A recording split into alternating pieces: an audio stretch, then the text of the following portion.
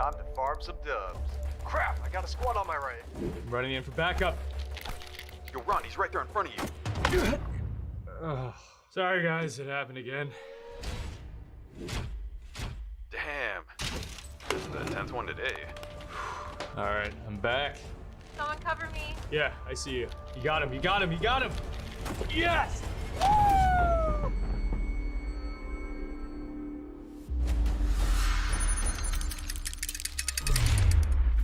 Yo, that's sweet. Yeah, it is. We about to win this. Guys, I can get used to this. HyperX alloy, built strong because it has to be.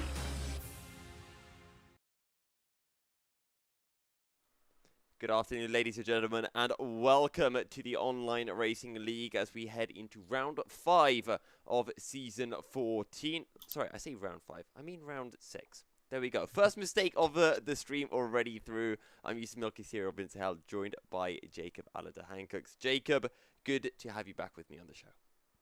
Yeah, no, I'm very glad to be back as well. Apologies for my absence last weekend, but I'm back and ready for today's race at Brazil. Yep, and we hope all of you guys have had a nice Valentine's Day. Myself and Jacob, we've got a date with the race at hand tonight, and we hope you'll join us for it. So, I think we should hit things right away and talk about the last race result, which was in China. Rain came through towards the end of the race, and it was the return of Shanaka Clay, who was able to take the win and make it a 1-2 for Alfa Romeo, which I believe is the first time Alfa Romeo have had a 1-2 in the Online Racing League for quite a while. And Shanaka Clay took it ahead of his teammate, Iamullo in second, and Domenico Lavecce in third place. So all three of them getting their first podiums of the season. Yeah, absolutely. Domenico Lavecce, of course, managed to get fourth place at the Japanese Grand Prix short as well. So he was kind of knocking on the door of that podium and able to pick it up last time out, as you mentioned. Good day for the Italians then, second and third. And then Shanaka Clay, of course, taking that first one in his first race here of the season, I believe. So great news for him. And also, another one I want to point out, Andreas Dormeyer, Andy, in the points once again. And also Patrick Schipos, also in the points. So good jobs from them. Yeah, Patrick Krutic and Otmar 4th and 5th for Mercedes. A very good result for Pablo Hoglar in P6 after he made some interesting tactics towards the end of qualifying to get himself to start on the hard tyres. He's in 6th, and it was championship leader Alvaro Carreton who finished down in 7th. He really wasn't able to get the strategy right with tyres last week, and as a result, that 7th place, well, we're going to be seeing in just a second how that will affect the Drivers' Championship standings, because it's all tied at the top. But Alvaro Carreton and Patrick Krutic, and speaking to Patrick Krutic last week, he was just so happy that he's this high up in the standings, and he was saying, you know, I didn't think I'd be up here, but he's just taking it race by race and trying to do the best that he can, and hopefully keep it consistent, because he's doing a really good job so far. Yeah, I remember actually speaking when we spoke to him after his win. His happiness was kind of infectious, and you could tell he was sort of slightly pinching himself to be winning in such a strong field. But I mean, credit to him, he definitely deserves to be there right now. The really interesting thing about the championship, though, is that him and Carreton, the top two in the championship, have not had great results in the last couple of races. It's a 9th and a 7th in the last two for Carreton, and a 5th and a 4th for Patrick Krutic. So there's a lot of scope and opportunity here for drivers further down the order to start stealing a march on them and getting further up. And it really does give us a very mixed image of what we can be expecting to see, with different drivers potentially being able to take the top spots coming into the later stages of the season. Yeah, one of those drivers who will be looking to jump ahead is Danny Haddad, who hasn't been having a bad run to his races. Third in Zandvoort, a couple of seconds in Austria and Japan as well. And he's closing in now, only just 4 points behind in the championship, and we'll see whether he can close up even further today.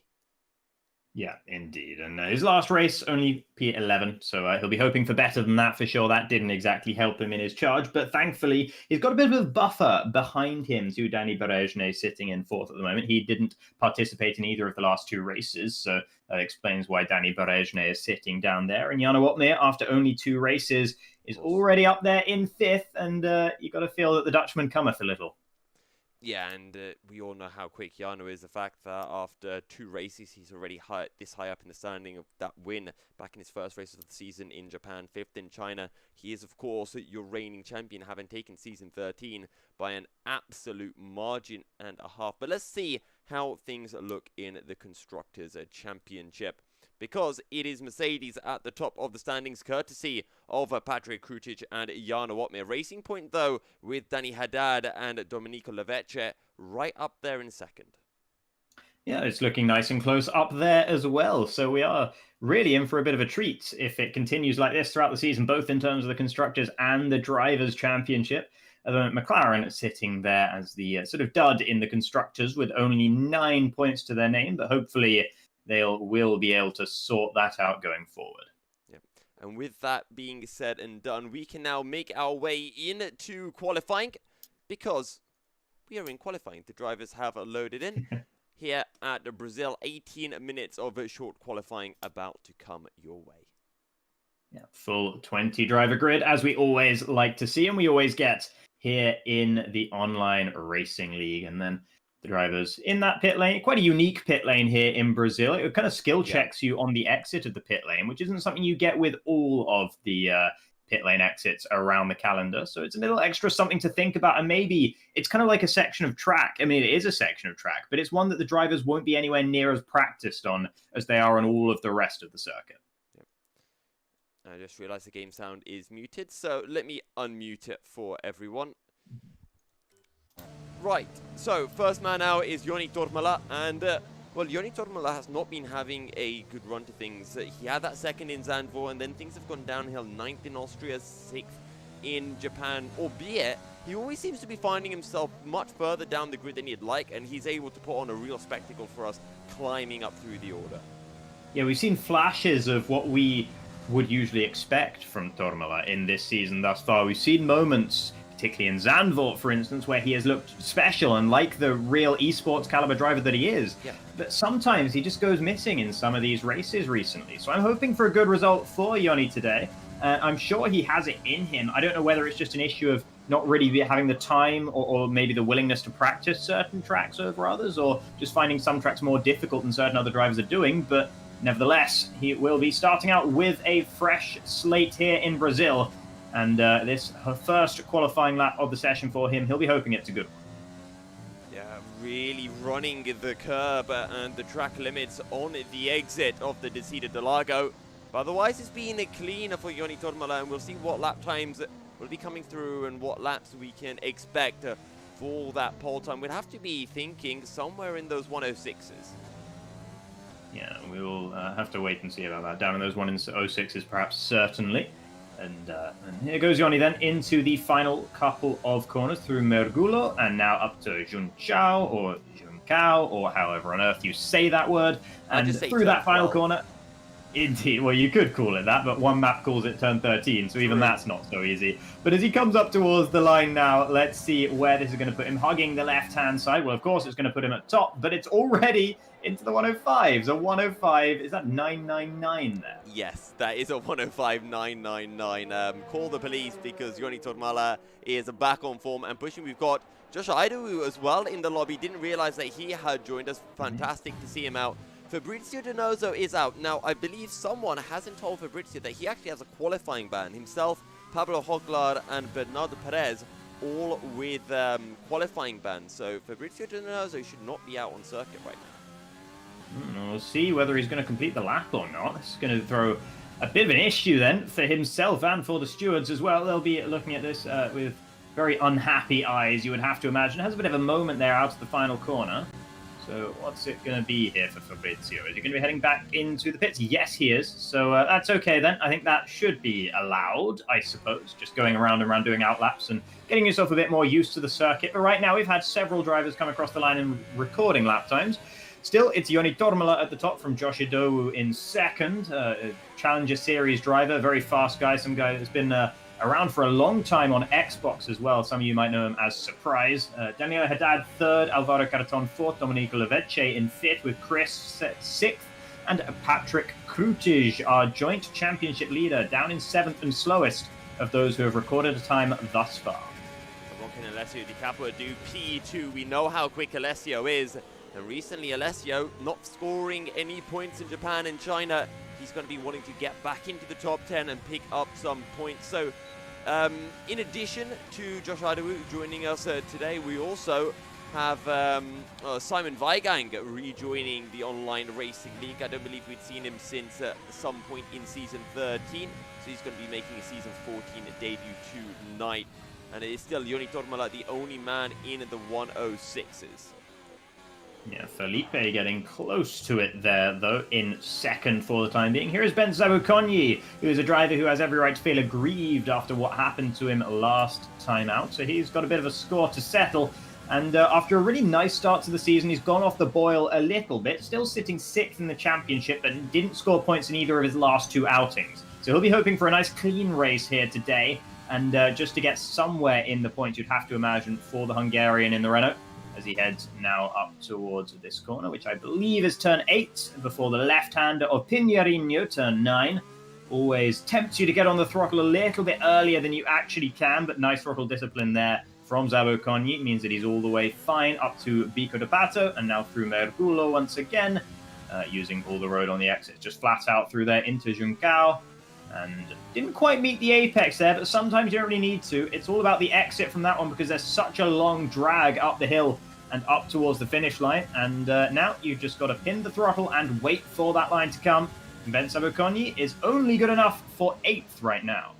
Yeah, PA a couple of tenths off Alessio Di Capua in 3rd, and that's when things really start to spread out. You know, the top 3 separated by 2 tenths, and then from 4th all the way down to Ben Zabukonyi, separated by just over a 10th of a second. So it's very close. Let's see, Fabrizio Donoso is back out. Let's actually see what Dario Iamullo can pull through, because, of course, he did manage to pick up that 2nd place last time out. And with Simon Weigang in the other Alfa Romeo, there's a high chance that Alfa can pick up some big points tonight. Yeah, I mean, they picked up the maximum points last time around. They were hoping to do the same here today, but I think something close to that would probably do nicely for these two. Dario, then, we'll see exactly how much we should be expecting of the Italian after a great introduction to ORL. He might have invalidated there, unless I'm very much mistaken. He does seem to have backed out of the lap, so I think he probably did invalidate there through Ferradura, running wide. So let's see what Simon Weigang can pull through. Actually, he's in 0 ERS as well, which means that we can sit on board with the reigning champion, Jarno Opmeer, currently sitting down in 5th place in the championship, just 1 point behind his ex-Alfa Romeo Esports teammate, Danny Barashne. He'll be looking to jump ahead come the end of tonight. At the moment, his Mercedes teammate Patrick Krutig only 11th in the order. Can Jarno go faster? Indeed he can, and up into 4th he goes. Still in the 106s though, so no one really getting that close to matching Joni Tormala right now. Felipe comes closest. And yeah, that's looking like an increasingly impressive performance from Joni Tormala in that very opening lap of the session. I just want to point out as well, Felipe Sousa, currently 2nd place. His best result so far this season was, I believe, a P10 in Austria. That's the only time he's been in the points. And here at his home Grand Prix, he's doing an absolutely fantastic job as Andy, only able to do a 12.2, clearly an unrepresentative lap time.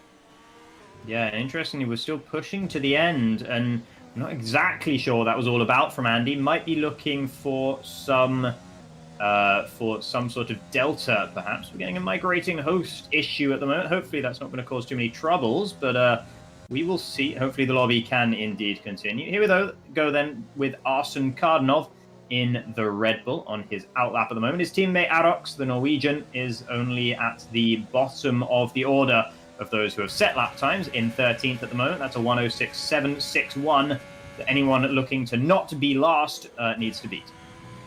Yeah, and we just saw Dario Iamullo, well, putting in a slow lap. I think it was a 111. So let's see what Simon Weigang can do. Actually, he's on an outlap, so never mind. And I do wonder if we're going to be getting a server restart potentially here. Well, it just keeps saying migrating host without anyone leaving, so we might be okay. Pablo Hoglar has retired from the session.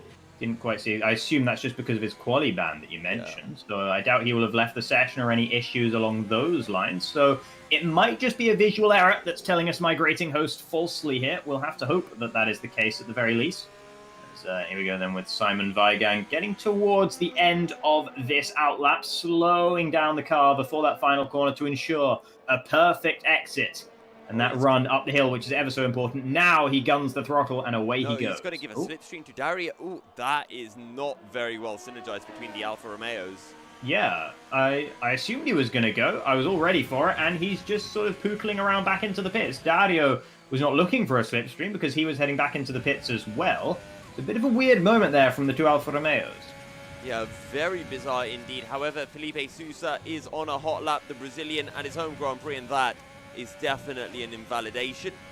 And he's going to have to abort this lap if he was even planning on pushing, because he doesn't seem to have any ERS left at the moment.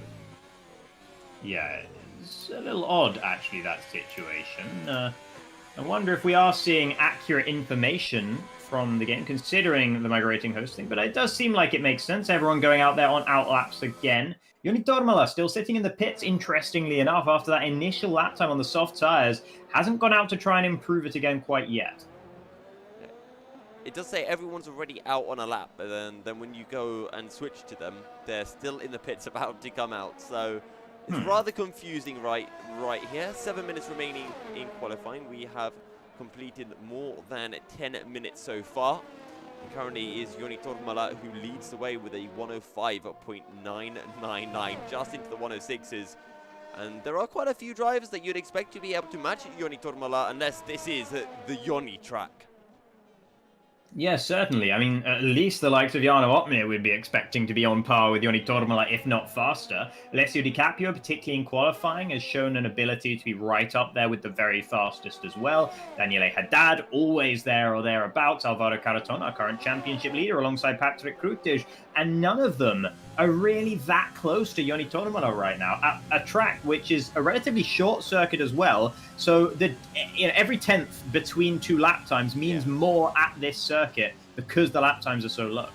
Now, Josh Idowu is not on an outlap because we saw him making his way through turns 1, 2, and 3. So this is a push lap right here from Josh, currently sitting on a 106.1. Is the McLaren driver just 100th behind Alessio Di Capo, or 1,000th ahead of Jarno Opmeer? And can Josh find any more time to bump himself up the order?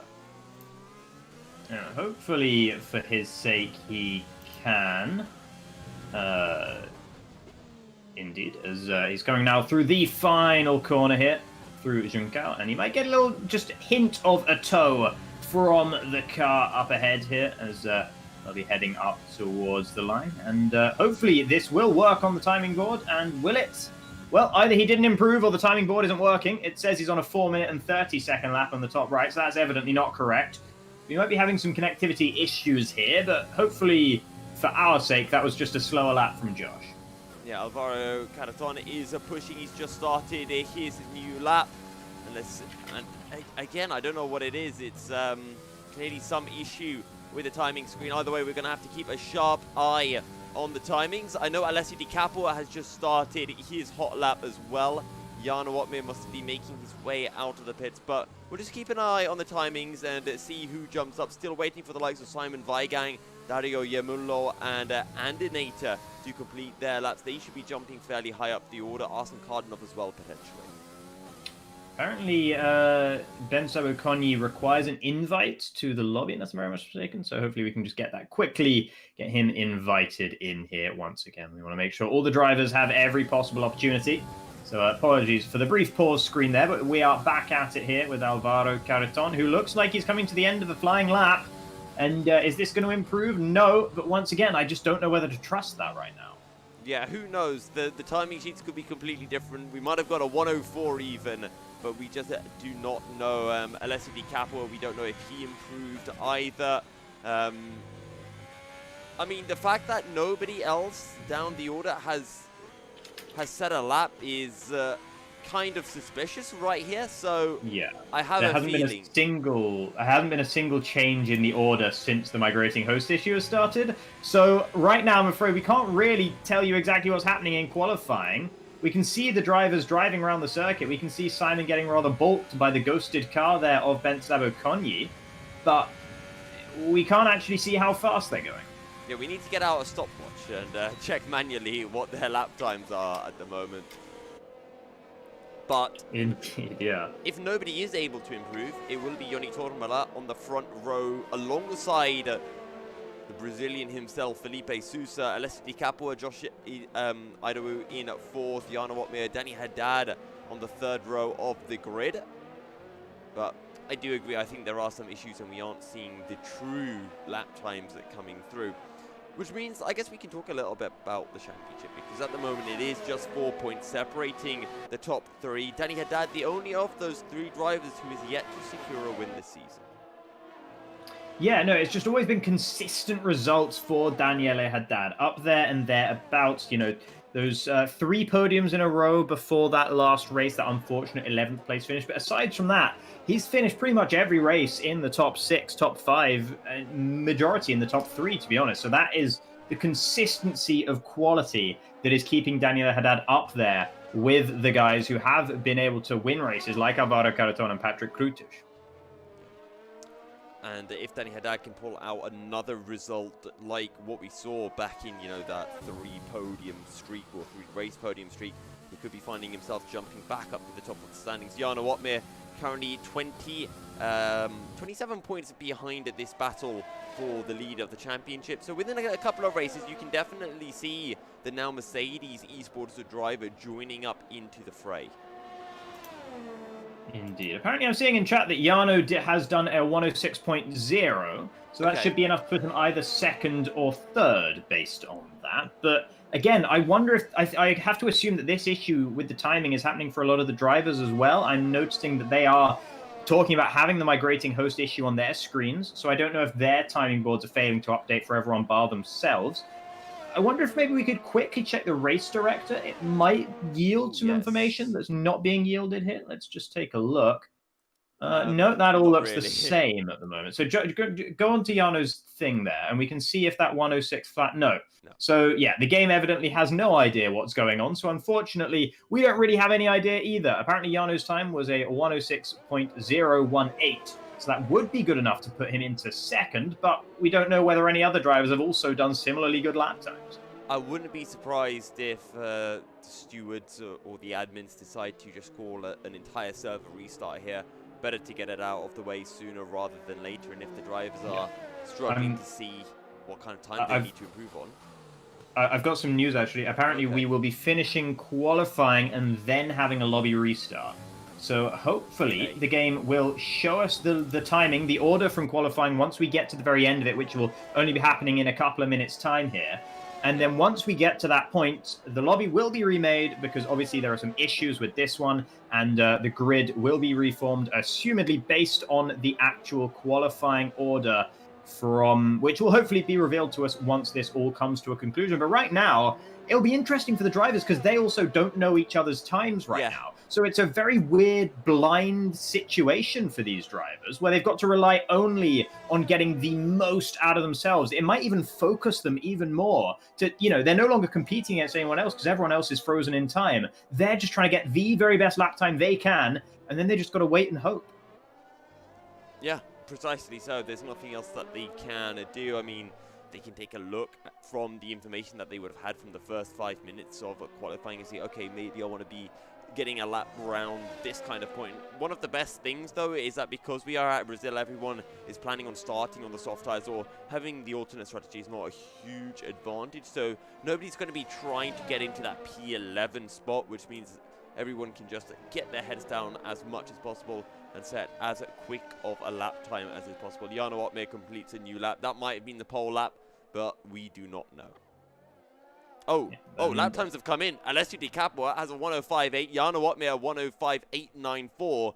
So Alessio Di Capua is currently sitting pretty to take pole here at Brazil as we resynchronize with the lobby. Yeah, Alessio Di Capua fastest with Jana Wotmir also getting into the 105s there and into 2nd. Joni Tormala 3rd. Josh Idowu, I think, just went up into 4th ahead of Felipe Sousa, who's dropped to 5th. It's Alvaro Carreton currently in 6th in the order.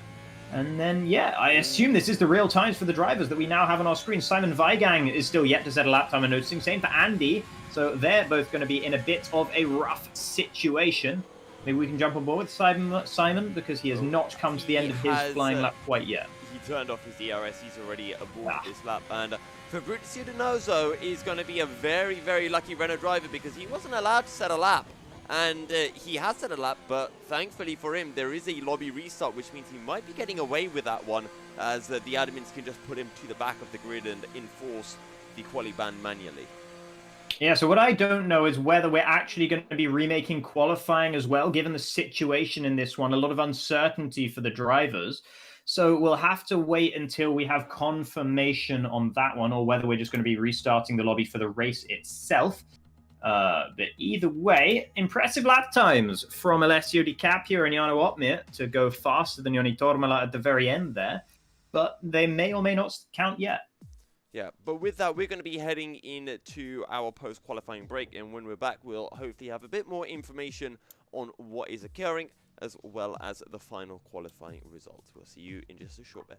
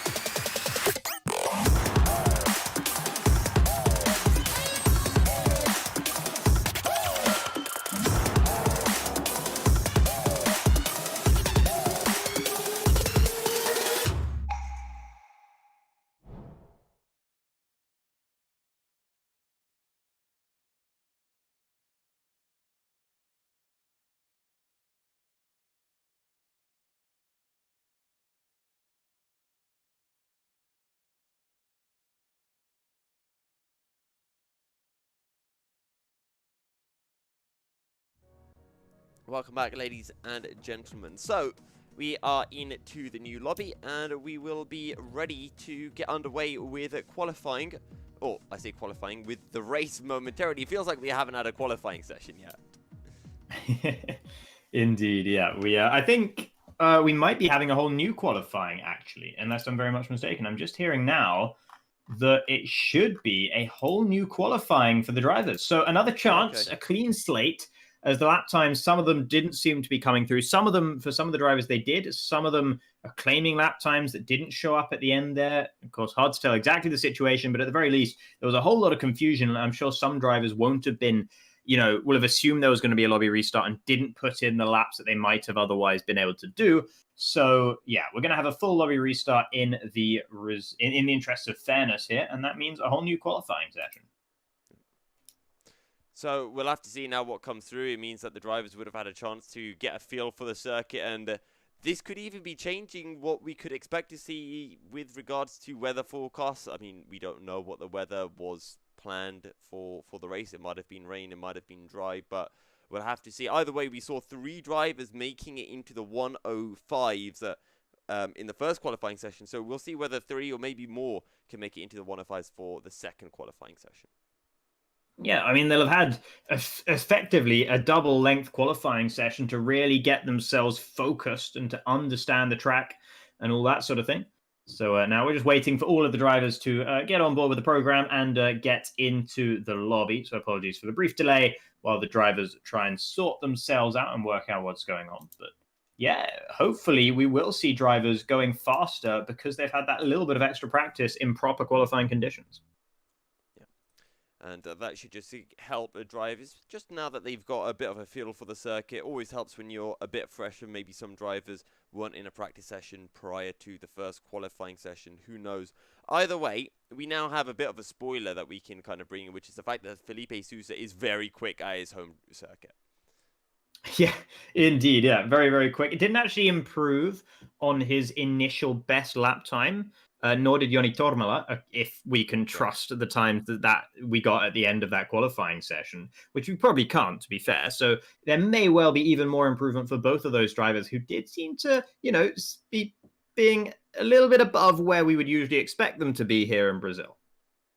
Yeah, precisely. So I think Dario Iamulo was in P6, P7. I think he could get even higher up the order. Either way, with that said, we are jumping back on into qualifying. Qualifying number 2, which will mean the drivers will have just over half an hour's worth of qualifying sessions before jumping on into the race, and the race will be starting as a result about 25 minutes after what we initially had scheduled.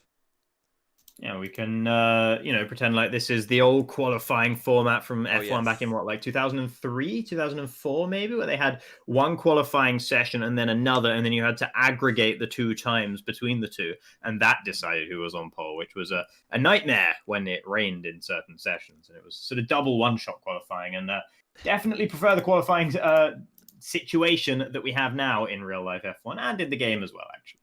I still remember back to, well, I don't remember it, but I have the old Grand Prix 2 game, which is where you'd have a Friday and a Saturday qualifying, and your best time from either of the sessions would be your final qualifying time. So maybe that's what will come through. Who knows? But I'm fairly sure it's just going to be our standard, well, we'll see what lap times people get in Q2, and that's going to be the only time that will count. Indeed, but there we go. Here into the lobby, or into the session we are, with all 20 drivers having made it. And now they will be getting straight back out of the pits once again. And Felipe Sousa definitely not messing around, probably feeling pretty good after that previous qualifying.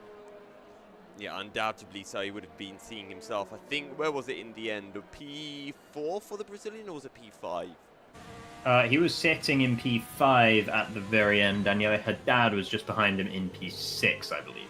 Well, let's see if that was a one-lap wonder from Felipe Sousa, or whether he can pull through another fantastic lap again. Maybe even sneak in to the 105s. I'm going to sit on board with the Haas for the first flying lap of the session. And I have a bit of a secret, actually. I really like qualifying. Sometimes I like qualifying more than I like the race, so I'm not too unhappy that we have another qualifying session to watch here, to be honest. I think particularly when the drivers are so good as the drivers we have in this field, and so sort of near to perfection, it's thrilling to see just how slight the edges they can get over one another are, and to see who will end up on top. And it's often more competitive in the races as well, because sometimes, particularly in the early stage of the races, you get these DRS trains that form where you don't have too much overtaking going on, so sometimes the qualifying can even be more interesting. But right now, Felipe is just starting that initial flying lap of the session. Yep, through turns 1, 2, and into Curva do Sol. Keep the car nice and tight, and then slowly let it out diagonally across the track to make your way down into, the Descida del Lago. Bit of a moment with the rear end, but you can get away with that. So you now make your way up the hill towards a turn 6 and 7, using the curb through both parts. Cyclic here, you use all of the track down into turn 8 and turn 9, and this is where it's super easy to lose the rear end as you get onto the power, but Felipe is able to do so without even short shifting down into turn 11, back on the power and hold it flat through turn 12. No mistakes at the moment from Felipe, and it's been a quick lap, but he will understeer wide into Juncao, and that will probably cost him a 10th or 2. Yeah, a bit of a lockup. That's going to delay the point at which he can get on the throttle on the exit, which could be critical. Alvaro Carreton sets the first lap time of the session. It's faster than what Daniele Haddad has been able to do, and it's faster than what Felipe is able to do as well, losing at least a couple of tenths in that final corner there, causing him to fall down into P4. Chris goes slower in 5th. Alvaro Carreton from Domenico Levecce, who just popped up in the second ahead of Joni Tormala. And there is Dario Iamullo, who could only go into 5th, just behind his countryman, Daniele Haddad. Yeah, and, he's just behind his countryman. His teammate, Simon Weigang, is on a lap. Ooh. Josh Idawu jumps to the top with a 106.1. We'll have to see what Joni Tormala... Well, actually, Joni Tormala's already done a 106.1, so unable to match what he pulled through in the first session. Across the line, Simon Weigang, 106.1, jumps to the top of the standings.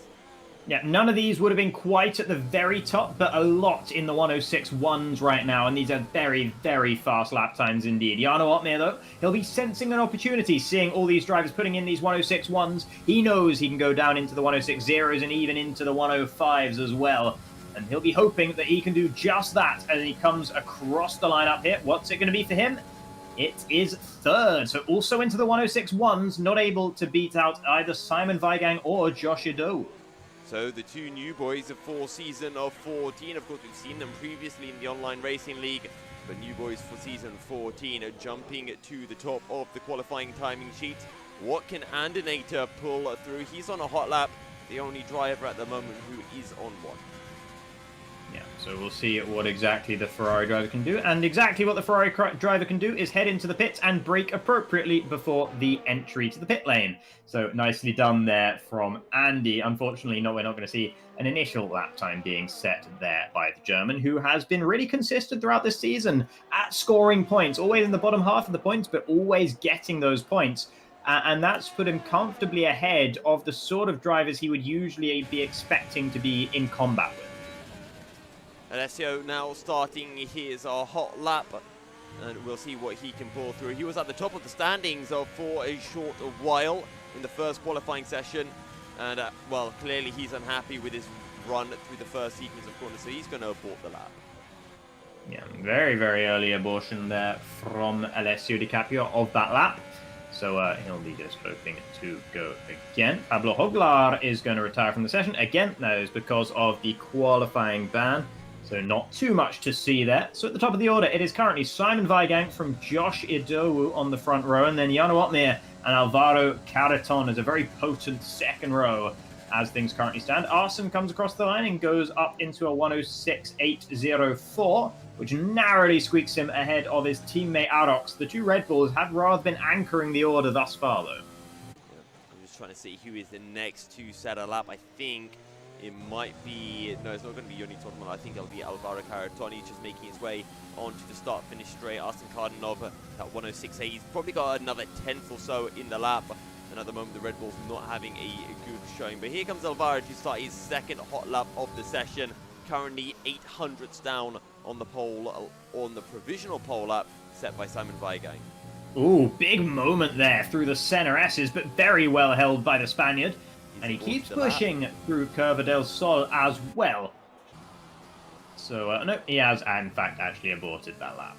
Let's see what Danny Haddad can do. We catch him on the exit of a turn 3, and seems like he hasn't had a moment with the rear end like what happened to Alvaro Carreton. You can hear a faint sound of a lockup down into turn 4 as Danny Haddad gets on the brakes as hard as he can.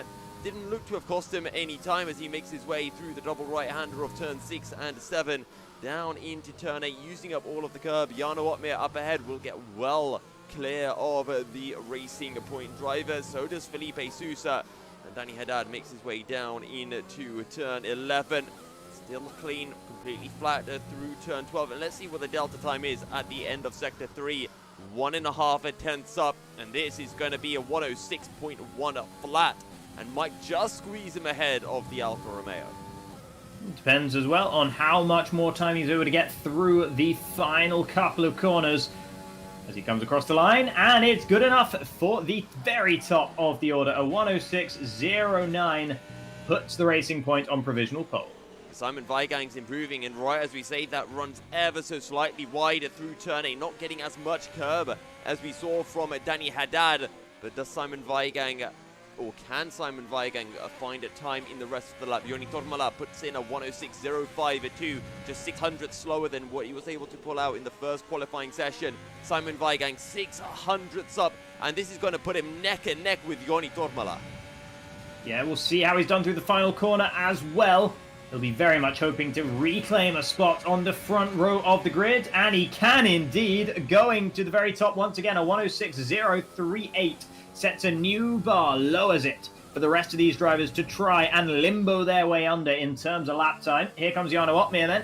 And if anyone can limbo under a certain bar in qualifying, Jarno Opmeer's got to be one of those guys, and so is Alvaro Caraton, who goes again on the same set of tyres and goes faster. There's Josh Idowu going even faster. Jarno Opmeer coming up towards the line. Is he going to go fastest? No, it's only good enough for second, but that's still a very good lap time indeed. And Felipe Sousa diving on into the pits. He's not happy with his lap. Dario Iamolo, 1.5 tenths down. He's not going to be able to improve. What about Domenico Lovecchia diving on into the pits as well? And Inata currently 1.5 seconds up on his PB, but his PBs are 1:19.3, so we have no idea what kind of time this lap is looking to be. Yeah, indeed. So a bit of a mystery right now for Andy, but hopefully that mystery will be clarified. Never mind, he's going to go back into the pits once again. So just going to be sitting on that 1:19 for now. What about Chris, currently down in P11 on a 1:06.5? Can he improve? He can, and he jumps ahead of his Shazoo teammates of Dario Iamolo and Felipe. So currently a Shazoo 9, 10, and 11. Yeah, not too bad for them. Get-owned yet to put in a proper lap time for Shazoo in this one. Ben Zabukon, you just came across the line with a 1:06.200, which is a really nice lap time, but it's only good enough for 8th right now because there are so many drivers in those 1:06.1s and 1:06.0s, and a few even in the 1:05s. Yeah, the times really did tumble with those second set of laps. Josh Idowu very fast, but from Josh Idowu all the way down to Domenico Lovecchia, 2 tenths separating the top 7, which, to be honest, is a fairly large margin when we compare it to what we usually see. Yeah, it's a decent chunk of lap time, actually, particularly separating Josh and Jarno and Alvaro from the next lot as well. Josh can be feeling very, very good about that lap time, though. A 1:05.890 is something truly special from one of the drivers who is looking in pole position to do good work in the F1 Esports Challenger Series, and he'll be hoping that this time next year we won't be calling him an F1 Esports Challenger Series driver, but an F1 Esports driver. And I definitely think that is very likely in his destiny sooner rather than later. Yeah, he has been putting in some strong performances. Just taking a look, so Fabrizio Donoso on an outlap, he's just getting a feel for things. Ooh, Alessio Di Capua, he's on a lap, and he's one driver we would be expecting to be qualifying in the top 10, maybe even up in the top 5. But at the moment, those top 7, or I should say the top 6, not separated by much at all. No, indeed. And if Alessio gets in amongst them as well, you know, there's so many drivers right now that could be vying for pole position here. Some of them just seem maybe a 10th shy, but being a 10th shy is not very much at all. And if you nail your perfect lap, you'll be able to find at least a 10th, even when you're at this level, if you really do get everything down to absolute perfection. And here's Alessio Di Capua, who will be hoping that he has done just that as he heads through the final corner and around the long bend, which is, of course, in fact, effectively a straight. You can just pin the throttle through here, hug the wall on the left-hand side, and cross the line to go into 4th.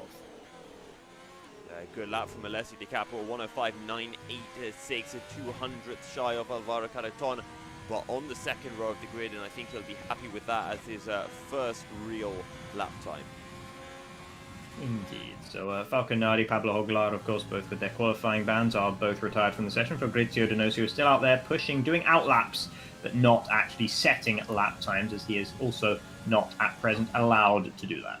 Josh Idowu has just gone dead even. I've never seen that before. Plus/minus, I believe, means that you've done the identical sector time to what you had previously done. So Josh Idowu might be improving, but you can tell that the McLaren is very consistent. Yeah, absolutely. And Felipe, by the way, going up into second there in the Haas, displacing Jarno Opmeer. So really nice lap once again from the Brazilian. He was second for a long time in that first qualifying session we had, and now he's second here in the second one as well. Jarno Opmeer is out on a lap, heading towards Tesquito de Lago, but he's down a little bit in that first sector, I think. Yeah, he was. He tried to get a slipstream from one of the guys up ahead. Daniela Haddad has aborted his lap. What about Alvaro Caraton? He's coming to close out his lap. He was 300ths down, but you can find that kind of time through the final corner. Let's see if he is able to improve. He is, but not by much, and he is 5,000ths off Jarno Opmeer's time. A sliver of lap time has been located by the Williams driver there, but no more than that. And of course, you can tell once you just lay down the throttle on the exit of that final corner, if you're not going to improve on your lap time, you may as well head into the pits. So if you see someone bypassing the pits, chances are they're going to improve or come very, very close to doing so. And that was really knife-edge stuff there for Alvaro Carreton. But he did manage to go just that little bit faster. Yeah, Simon Weiger, Jarno Ottmar headed into the pits. He's aborted his lap. What about Simon? This does not seem to be a good lap for the German driver. And he'll come across the Sector 2 point, and he is nearly 2/10 down, so he's going to be aborting this lap. Let's see actually what Arix is able to pull out. Never mind, he's heading on into the pits. Yeah, so the two drivers remaining on track right now are Simon Weigang and Alvaro Carreton, and I'm sure both of those are just heading back into the pits right now. Arsene Kardinov, I think, just actually started a flying lap as well in the other Red Bull, so maybe we can take a look and see what the Russians' progress is like on this next flying lap here. Arsene Kardinov then having started his lap. Let's see that first sector time at 9 thousandths down, so he's right on the cusp of being able to improve. He's currently 1.5 tenths down on Dario Iemullo, so he's going to have to find some time in the final 2 sectors of the lap. Indeed, and we'll see whether he can find that or not. Very, very calm through Piñarino, but not on the exit as he lights up the rears just a little bit too much, almost getting on the grass on the right-hand side. Another moment with the rear end on the exit of Bico de Pato as well. The Duckspill not treating the Red Bull driver too well on this occasion. Big chunk of curb through Junkao and running wide on the exit. It hasn't looked like a very clean end to the lap for Arsene Kardinov. It's only been inches here and there, but this is a game of inches we're playing right now, and indeed he does dive back into the pits. So Patrick Krutic and Andaneta are on lap. So Patrick Krutic, of course, he's leading our championship, or I should say, he's tied for the lead in the championship, because when you look at countback, it is Alvaro Carreton who leads the championship. So Patrick Krutic coming down in P11. He'll be wanting more from qualifying than this, and he has a chance to potentially be finding himself leading the championship outright come the end of the night. Of course, though, being in 11th place does potentially give you opportunities to run different strategies to the starters in the top 10. Doesn't commit you to starting on those soft tyres, and maybe Patrick would be able to make that work depending on how events were to unfold in the race itself, of course. Yeah, we don't know if there is any rain scheduled to fall come the race session. Let's see, though, what Patrick Krutic can pull out of the bag for Mercedes. Mercedes leading the Constructors' Championship as well. Currently on a 106.168. If he could even find a 10th, that'd be enough to jump him up to P9. We'll see then as he pushes through turn 3 there, Curva del Sol, through the Retta Aposta and into Desquiro del Lago, nice and committed to the inside of the corner there. Maybe a slight moment in the middle as he was railroaded on the exit curb just a little bit, throwing it into Ferradura now. Always take more speed than you think you can through there.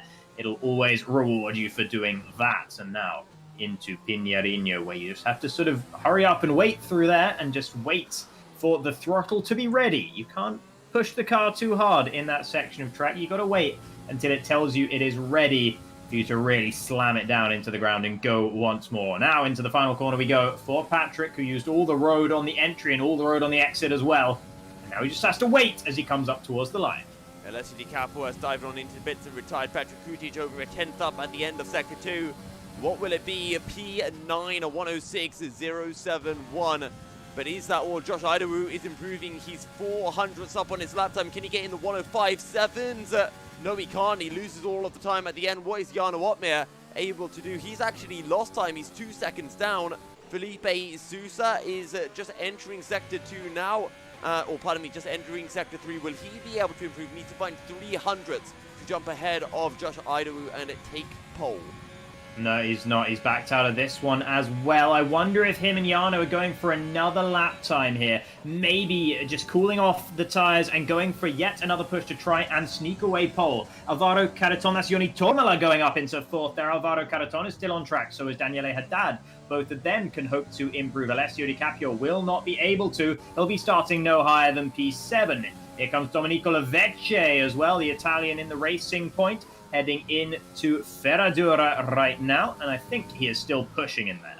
I think he is. I'm just trying to see who's going to be the first to potentially cross the line. Might be Felipe. Yoni Tormala and Alvaro Caraton currently on a dead even lap at times.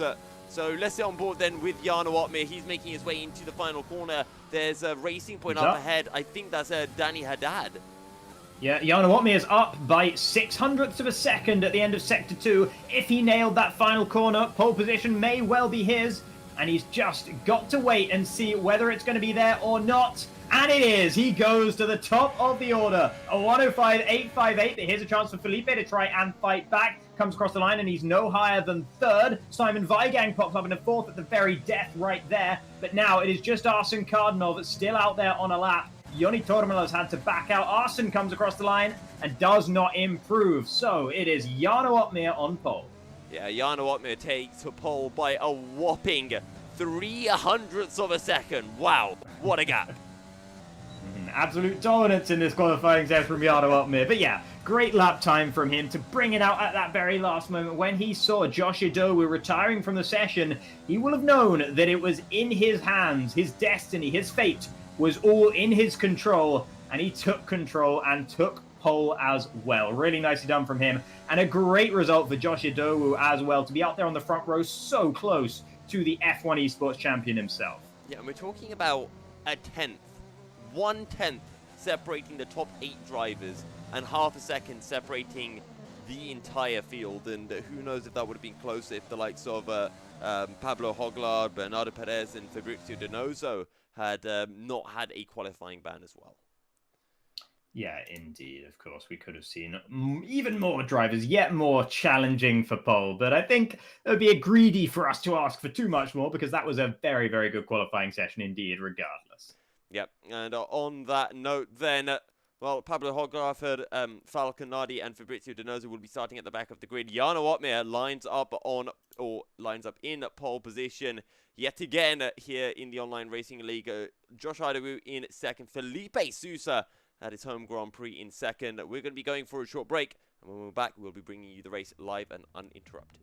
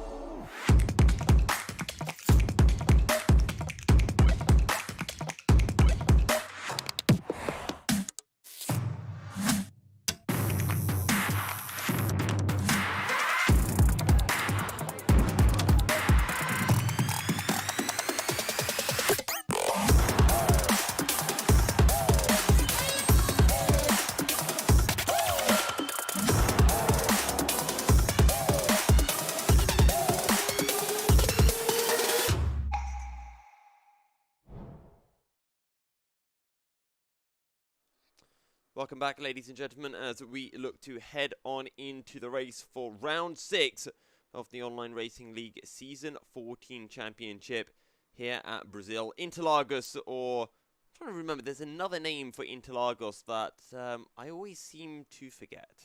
The Autodromo Jose Carlos Pache is the name that you're looking for there. It is indeed. It always used to confuse me when I jump onto the likes of iRacing and see that and be thinking, what on earth is that circuit? Either way then, Jarno Opmeer lines up at the front of the standings from Joshua Idowu, making his Season 14 debut. Felipe Sousa in third place for his home Grand Prix. What a performance in quali from him. Simon Weigang, his Season 14 debut as well, in fourth, ahead of Yoni Tormala. Alvaro Caraton, your championship leader, all the way down in sixth, ahead of Daniela Haddad, who is in P3, just 4 points behind Alvaro Caraton. Alessio Di Capua in P8 will be looking to take home his first points since Austria in round 3. Domenico Lavecchia, the man who has been showing up fairly well lately. P3 last time out in China, is down in 12th ahead of Ben Sabakonyi, Ghetto and Arsene Cardinov, Chris down in P16, Arok 17th, and Fabrizio Donoso, Falconardi and Pablo Hoglar all serving qualifying bans. Yeah, so the good news for Fabrizio is because he didn't retire, he actually gets to start 18th. And because Pablo Hoglar retired first, he has to start down in 20th. And now Fabrizio has done, maybe he's taking it a bit too far and disqualifying himself from the formation lap as well as from qualifying. But yeah, I'm sure that was an accident. Arox probably won't be too happy about that one either, as both of them will be reset to the grid here and not able to get their optimal tyre warming. Interestingly to see the two podium sitters from last time out, Domenico Lovecce and Dario Iamulo, the two Italians, down in 11th and 12th in qualifying, both opting to start for the soft tyres as well. Yep, and we'll see what they can pull out.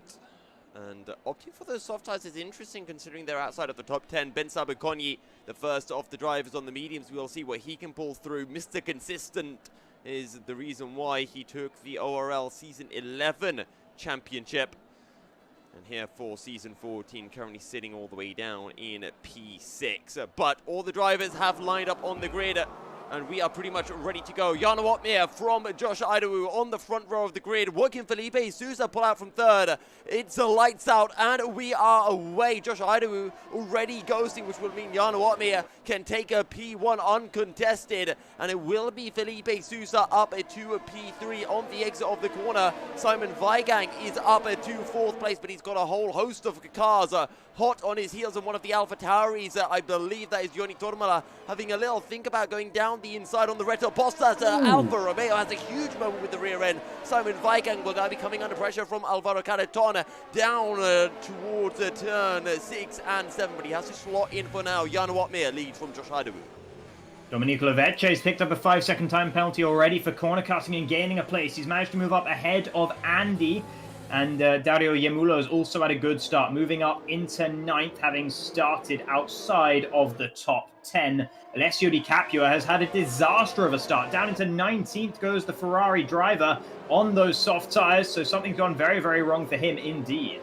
And I wonder if he's got some front wing damage. He's been able to just now get ahead of Pablo Hoglar, so maybe he doesn't have to pit for a new set of tyres and a new front wing. We'll see in a few moments' time.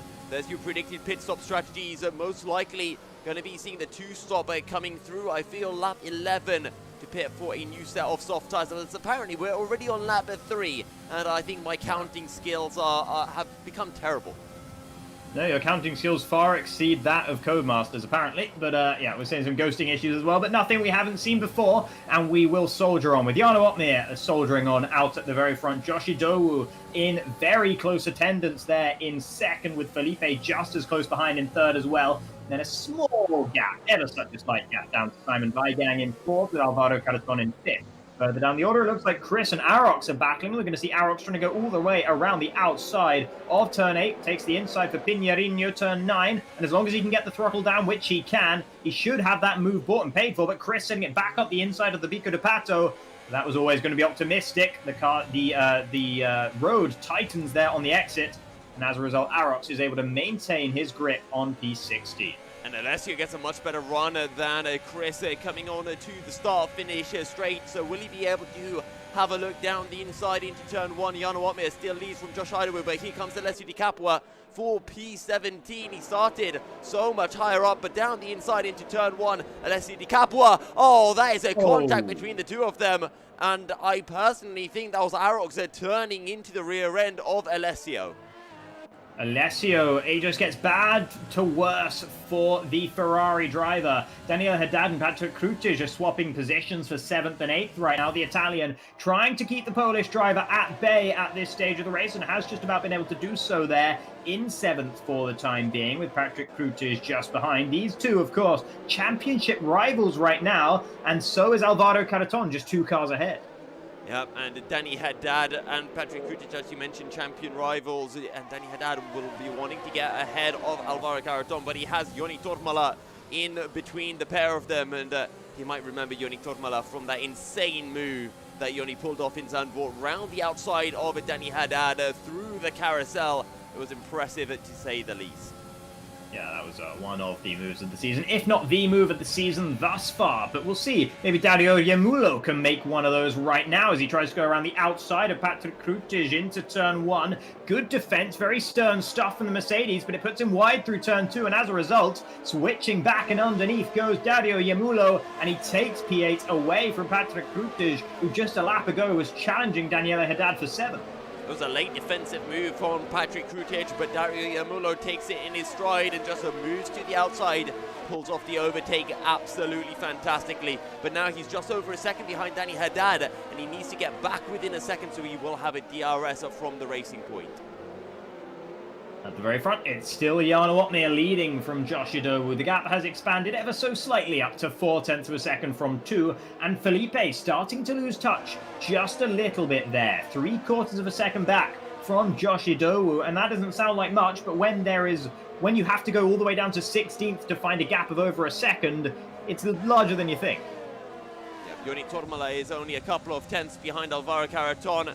Is he close enough to have a look? I don't think so, because Alvaro Carreton has DRS from Simon Weigang. So Joni Tormala will have to hold on to P6 for now, but I have a feeling that this is going to be a good race for Joni Tormala. Current best result, that P2 in Zandvoort, but after that, it was a P6 in Suzuka. I think he'll maybe be able to go one better than that tonight.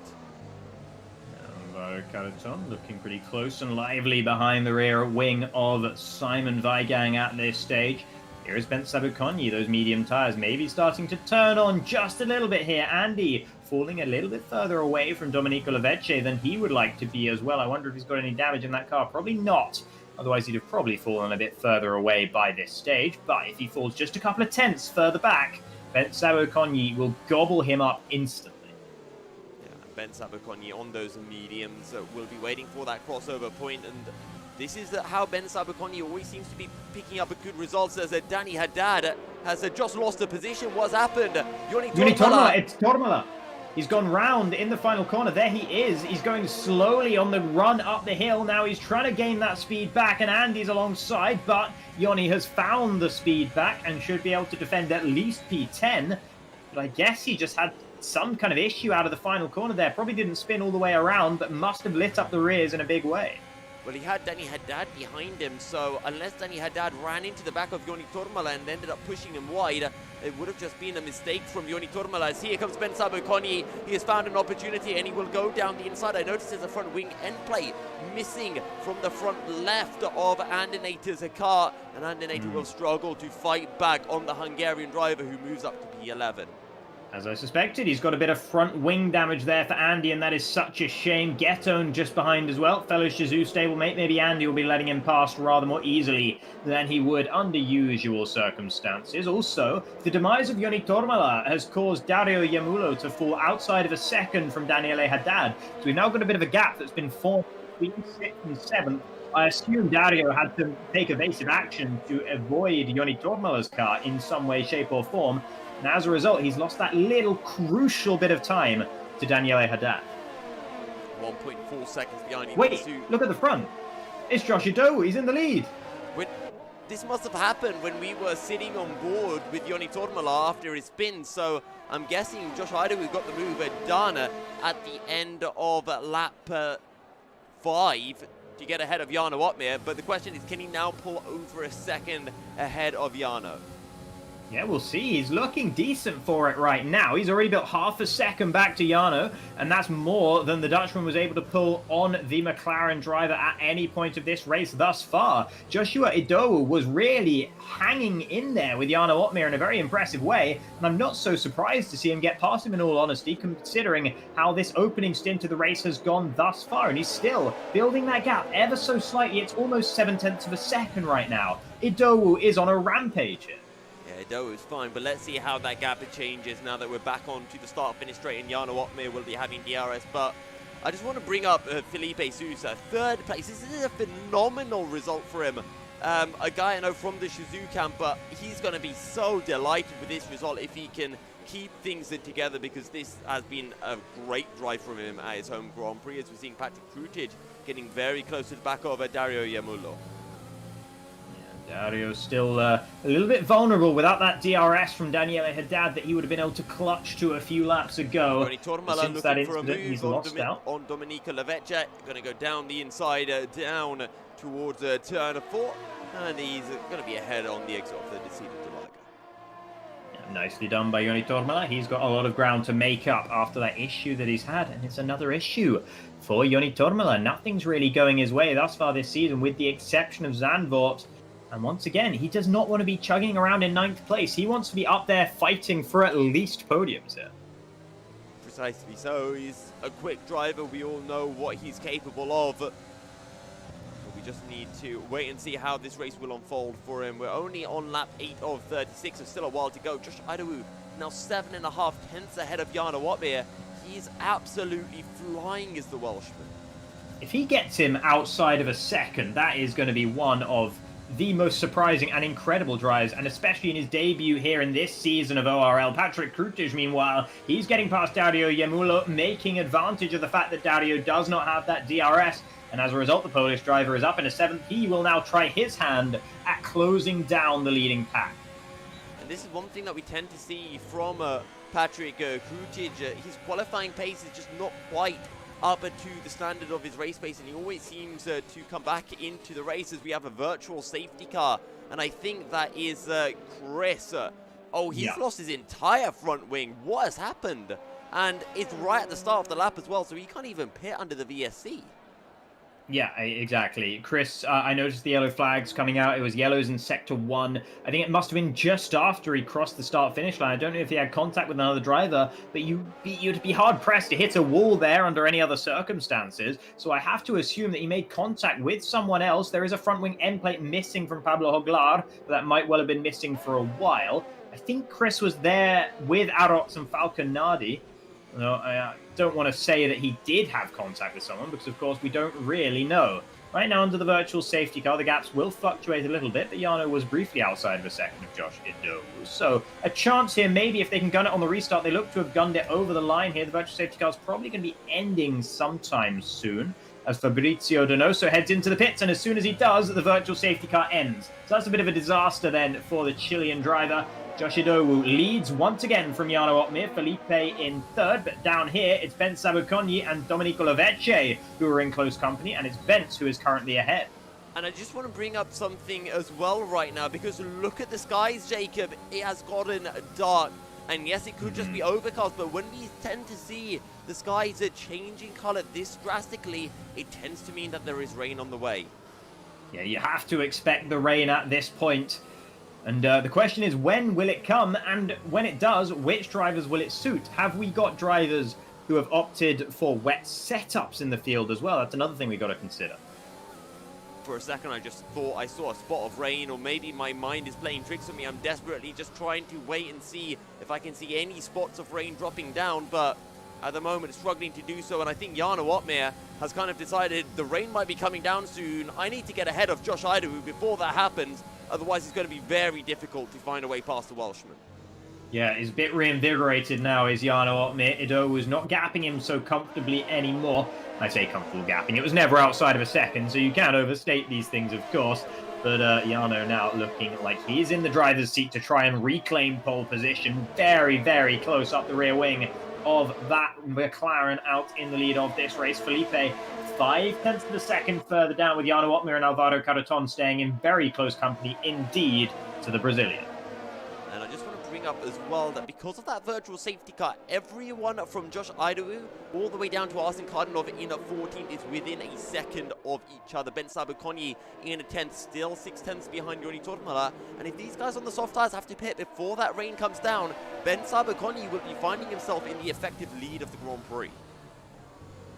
Indeed, and Andy, by the way, still staying as part of that train that you've just mentioned just about, even though he has that little bit of front wing damage. So very impressive drive once again from the Ferrari driver. He'll be hoping not to fall too far further down. He has lost out to Getton, but here is Jarno Opmeer reclaiming the lead of this race up the inside of Josh Idowu, who does not fight it too hard, knows that there's only time to be lost and tears to be shed if you battle this early in the race. He lets Jarno by, and I'm sure he won't be thinking about letting him by for too long, though, as he's already slipstreaming back towards Desquiro del Lago, but not close enough. You can see the rain, Jacob. It is definitely raining now, and Jarno Opmeer, has he pulled the trigger at the perfect time, or has he done it one lap too early? Because if the rain doesn't come down hard enough, Josh Idawu will be able to potentially re-overtake Jarno Opmeer and take the race lead just before it's too wet for the intermediate tyres.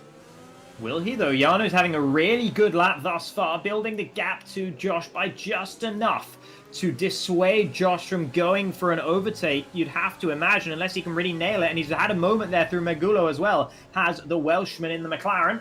So it's going to struggle to be able to keep pace with Jarno Opmeer up the hill here. And I think Jarno has enough of the gap to ensure that he will stay ahead of Josh for the next lap. At least you can see it visually there on track.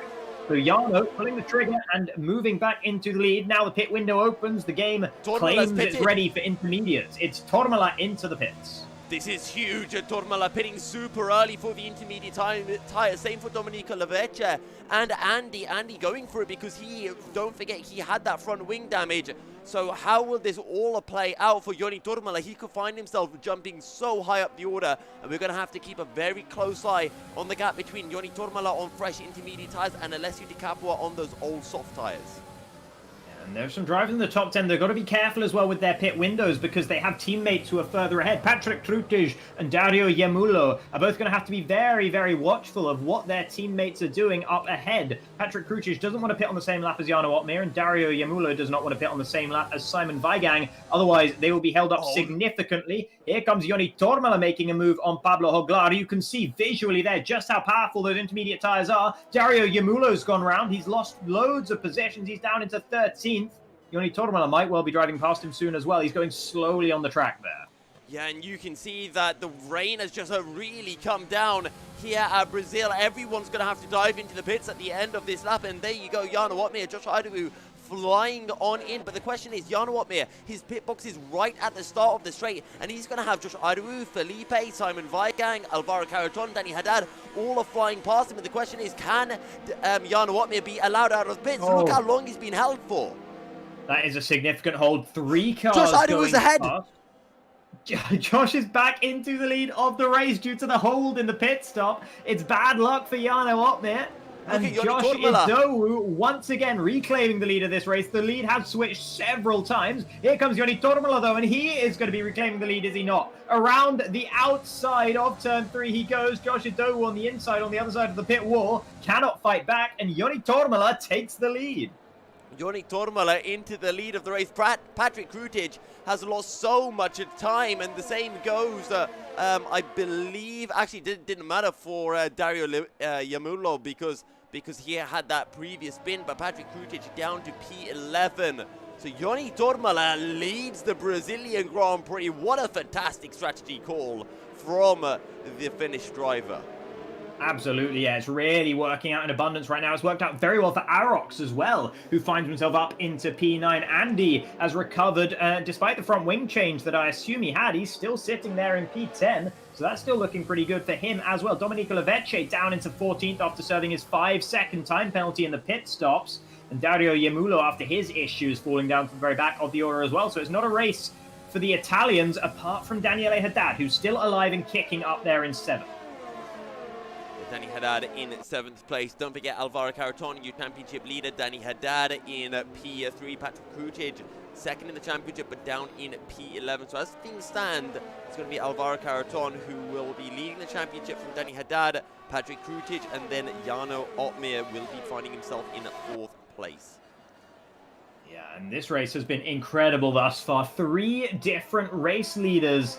And at the moment, it is Joni Tormala, who didn't have the best of qualifying, who had some kind of issue out of the final corner several laps into the race. Seemed like his race was cooked. Came into the pits a lap earlier than everyone else. And the undercut was so massive in these wet conditions that he was able to find himself all the way up into P1. So the AlphaTauri driver in the driver's seat right now, with Josh Idowu close behind, Jarno Opmeer in 3rd, Simon Weigang 4th, Alvaro Carreton in 5th, with Felipe dropping down to 6th, but nevertheless still having a very impressive race.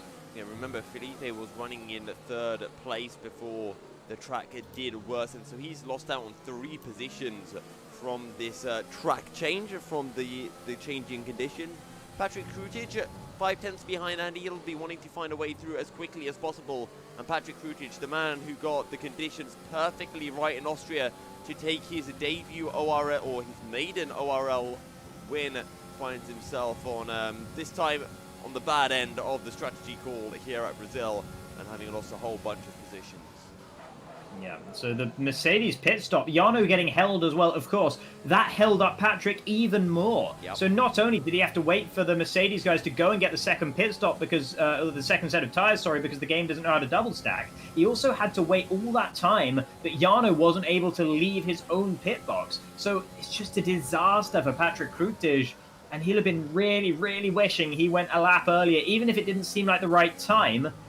He would have known that Jarno had stayed out, so the opportunity was potentially there.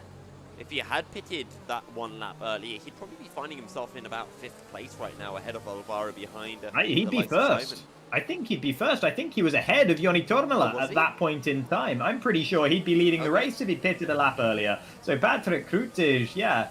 I mean, of course, it wasn't an obvious call. Only 3 drivers made the call to pit on that lap. I think 5 actually did, but a couple of them didn't really have a say in the matter.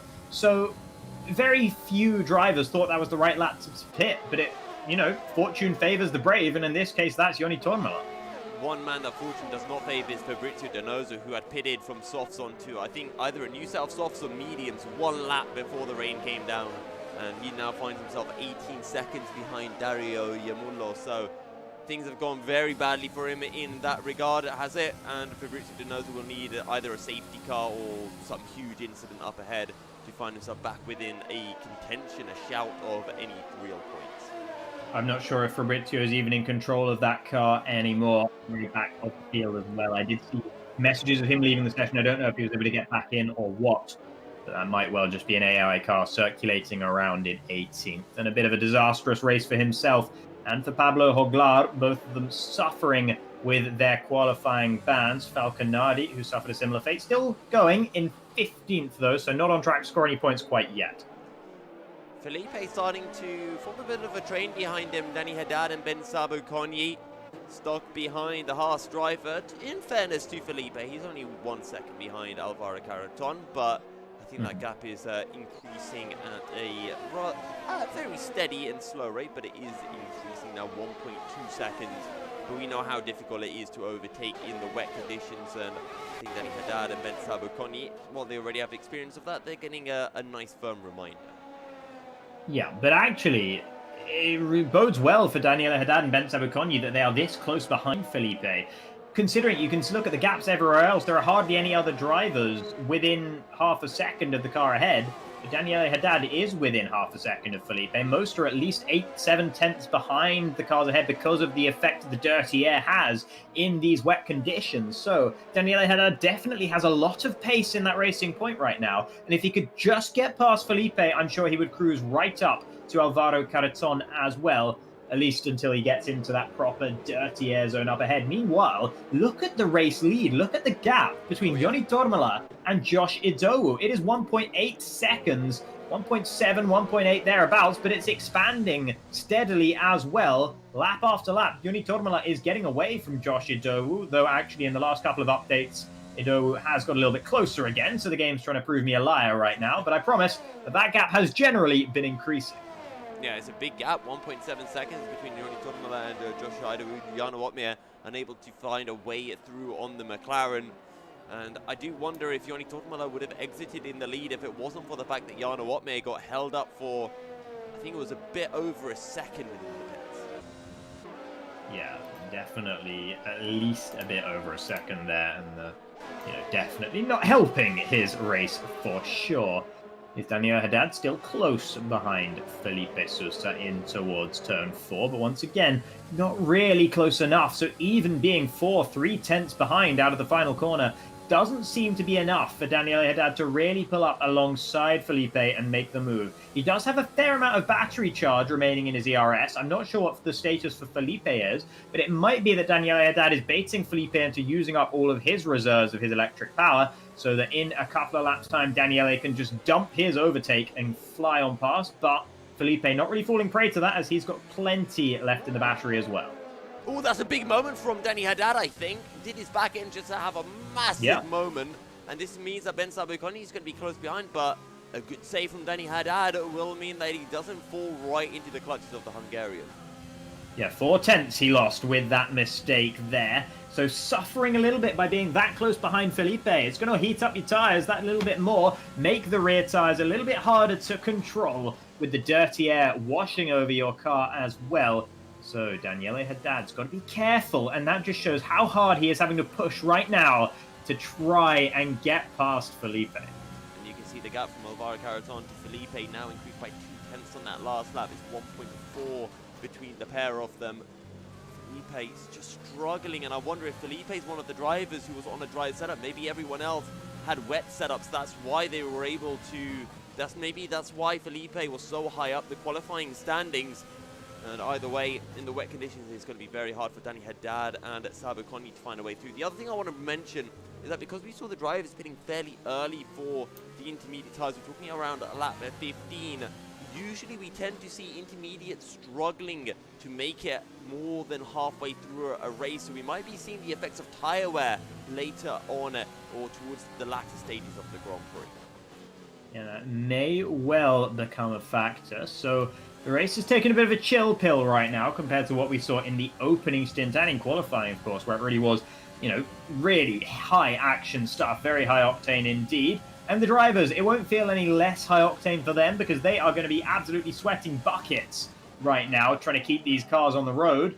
But in terms of the action, it has cooled off a little bit due to the dirty air, the lack of DRS as well that you get in these intermediate conditions. But once that tyre wear starts to factor in for some drivers more than others, we could well see enough of a difference in mechanical grip for some drivers to start thinking about making overtaking moves on certain others. Interesting, by the way, that Simon Weigang and Jarno Opmeer are both pretty close up behind Josh Idowu at this stage. Simon particularly close behind Jarno. So really, he has a lot of pace, the German in the Alfa Romeo. Yeah, Simon having a good showing, 5/10 behind Jarno Opmeer. Felipe, though, is close back into Alvaro Carreton. The gap is now back to 1.2 seconds, and look how close Ben Sabaconi is to Danny Haddad.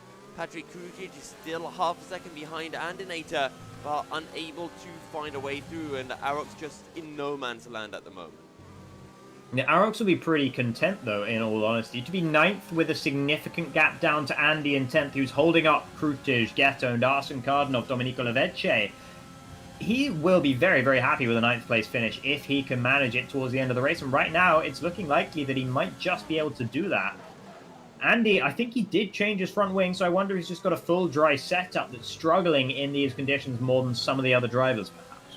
Yeah, and again, maybe that's why Andy was able to, stick with everyone else despite having a broken front wing. Might have just opted for the dry setup. But either way, right now he's in P10. If he can hold on to that, that will be another point going his way. But does have a time penalty, 3 seconds, I do believe. Yep, there it is. So that will cost him. Also, I just want to mention, I don't think we talked about it, but I think it was Danny Haddad had a 5-second time penalty that he had to serve when he did pit as Fabrizio Donoso picks up a time penalty. That was Domenico Leveche who had that 5-second time penalty, and hence he is down in 14th now, having been in and around 9th or 10th before the pit stops came through, so he had to wait for that extra 5 seconds, and as a result, he lost a lot of time and a lot of track positions because the field is just so close and condensed here in ORL. And that 3-second time penalty for Fabrizio Donoso means that he is certainly still in control of his car, because I don't think the AI would be picking up 3-second time penalties. Jarno Opmeer now 3/10 behind Ricciardo, who seems to be getting closer and closer, but the question is, can he get even closer? You need to be nearly 2/10 to the back of the car ahead, coming out of what is effectively the final actual corner of Juncao, to be able to have a run down towards turn 1. So it's all about that final sector, or I should say sector 2, because Juncao all the way to the start finish line is practically sector 3. Yeah, let's maybe see if we can take a look at how Jarno is doing right now, because he's getting closer and closer to Josh Idowu. And it might be worth just riding on board with the Mercedes driver right now, just to see what he is doing different and how he is extracting the most he possibly can out of this car. Just watching the little micro movements there. A couple of adjustments on the wheel through Biko de Pato, but generally holding it pretty smooth. Again through Mergulo, perhaps a little bit hesitant, recalcitrant on the throttle compared to what Josh Idowu was able to do. Avoiding that outside curb on the exit like the plague through Junkao, and now just laying the throttle down. Josh, interestingly enough, did use some of that throttle on the exit, and it seems to be coming back to bite him here. As you can see, Jarno Opmeer really reeling him in towards the end of this straight, but not by enough. Getting to about a quarter of a second behind the McLaren driver, but not able to pull enough alongside to think about making a move. He's still within a quarter of a second. He gets a much better run, actually through Cover del Sol. Go back to Jarno Opmeer. He's making the move. Further up, he's making the move and going up into second place. Getting past Josh Idowu there. Nicely done by Jarno.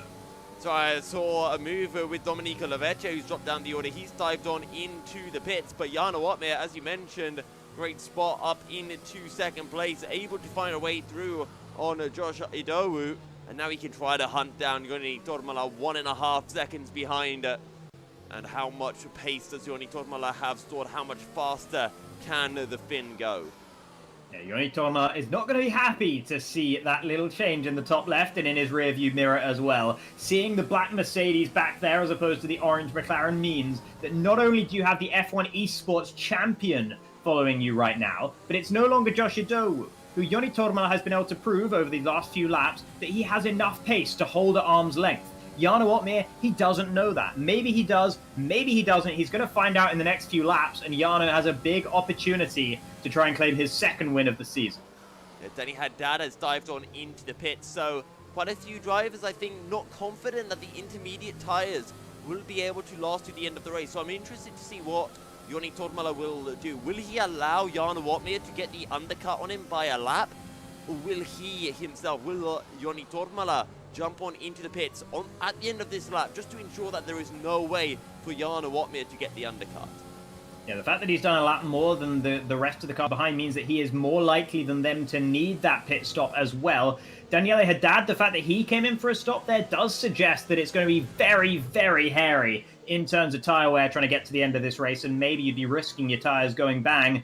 So otherwise, Daniele Haddad would not have sacrificed 7th position to fall down into 15th quite so easily. So he definitely thinks it was the right call to make, and we'll see how many other drivers agree at the end of this lap. Yeah, we have had 4 drivers pitting for a new set of intermediate tyres. Fabrizio Donoso diving on into the pits. He's almost a lap down right now. And let's see then, Joni Tormala does not dive on into the pits, neither does Jarno. Josh Idowu also staying out. So it seems to be, Ben Sabaconi is jumping on into the pits. Remember, he was getting stuck behind Felipe Sousa. And let's see what happens, because Ben Sabaconi was on the back of Danny Haddad, as Patrick Krutage also jumping into the pits. Yeah, so Ben Sabaconi pitting from 7th, Patrick Krutage pitting from 10th, that was. And both of those drivers now rolling the dice under these circumstances. But either way, either decision you make, you're still rolling the dice. It just feels like more of a decision if you're coming into the pits. Simon Weigang very, very close behind Josh Idowu right now as Ben Sabaconi leaves the pits. Behind Daniele Haddad, but ahead of Patrick Krutage. So got a bit of clean air to catch up to Daniele Haddad up in 13th. And here is Simon Weigang, who has very little clean air whatsoever, as he's very much feeling the wash off the rear end of that McLaren. But remember, Ben Sabaconi was within a second of Danny Haddad before Danny Haddad pitted. Fabrizio Donoso will retire from the session, and Ben Sabaconi losing a second due to the undercut that Danny Haddad was able to pull through. So there's a lot of time available in the undercut, and I think if Jarno Opmeer pits this lap, he'll be able to pull it off on Joni Tormala, but he will not pit. Neither will Josh Idowu. Simon Weigang is closing in onto the McLaren. Jarno Opmeer was closing in on Joni Tormala as well. It was a second when they came out of the final corner, but Joni gained 4 tenths over the course of that main straight. Now he's lost 3 of those tenths again in the Senna S's, and even more, he's lost all 4 of them and now gaining them back a little bit again. So it's really push and shove right now between Joni Tormala and Jarno Opmeer. The gap is not remaining stable, but they're losing time. They're gaining time here, losing it there. And as a result, it's a real push and pull between those two. But Jarno is decidedly getting closer on the whole to the rear end of Joni Tormala. He has the Finnish driver's number right now. I just wonder maybe if Joni Tormala is running slightly lower wings as Simon Weigang getting so close to the rear end of Josh Idowu. Josh not really falling too far back from Jarno Opmeer. But Simon Weigang clearly has a lot of pace in the tank, and the German will be searching for a way through. And do the drivers stay out for one more lap? Do they stay out to the end of the race, or do they pit this very lap? We will see. Yellows in Sector 2. Who is that for now? I can't quite tell. And the yellows have cleared up pretty quickly, so whoever it was hasn't had too much of a major incident. These drivers all bypassing the pit lane. They're all still staying out. They're deciding that they can hold it to the very end. Falconardi is losing time at the back of the field, so I think that's who those 2 yellow flags were for. All of the top 7, top 8, top 9, top 10 remaining out there on circuit. None of them electing to pit. They might well have missed the bus in terms of pitting now anyway. They've kind of had to make their bed and lay in it now. If the tyres do start to get worse and worse, they should have pitted a couple of laps ago. Right now, they're going to have been undercut by Daniele Haddad, Ben Sabaconi, Patrick Krutig, so they can't really afford to pit at this point. Yeah, and Danny Haddad taking a big risk considering he's leading the championship. Alessio Di Capua picks up a time penalty. I think Patrick Krutig had to go for it. I mean, he was already outside of the top 10, so he had to search for some kind of different strategy that could have brought him, or that could bring him back into the hunt, and he may have just found it. Jarno Opmeer now 7/10 behind Joni Tormala. Simon Weigang within half a second of Josh Idowu. It's all closing up at the front. Jarno wants this win. Josh Idowu desperately wants to stay in the conversation for it as well. Both him and Simon Weigang in their first races in ORL this season would love to claim at least podium slots, and better yet, they'd love to claim the race win. Joni Tormala as well. There's a lot on the line for him there. He has had a relatively poor season, and a win would kickstart him back in the right direction. And without anyone having really gapped everyone else too much at the top of the championship, he would still be looking at that Drivers' Championship with apprehension, certainly, with the idea that he possibly could make it. So all 4 of these drivers desperately want this right now. Something else to bring up is if Joni Tormala is able to take the win with Jarno Opmeer in second and Jarno not securing a faster lap, Joni Tormala will actually jump ahead of Jarno into 4th place in the Drivers' Championship. So Joni Tormala, a lot on the line in this race, and we'll see whether he can hold on to the effective race lead. In fact, I think Joni Tormala would move... actually, no, never mind. I ignore that. I was about to say I think he'd move ahead of Daniele Haddad as things stand, but that's not quite true. He'll be very, very close behind the Italian, assuming that Daniele still finishes where he is down in 13th outside of the points. The pace that those guys who pitted have is significant. It's faster than the top 12, but it's not faster by enough to catch up to them and to pass them on circuit. They are hoping right now for punctures for pretty much everyone in the top 12. Yeah, and the thing to remember is, I'll just hold that thought because Simon Weigang is closing in on Josh Idowu, and maybe he could have a look on the exit of the first sequence of corners. He takes a super late apex so that he can get on the power as early as possible and carry the momentum through Curva do Sol, but not close enough to Josh Idowu this time round. So what I was saying with regards to the intermediate tyres is, you know, those first few laps when you're on the fresh intermediate tyres, yes, you'll have a rather significant pace advantage to everyone else.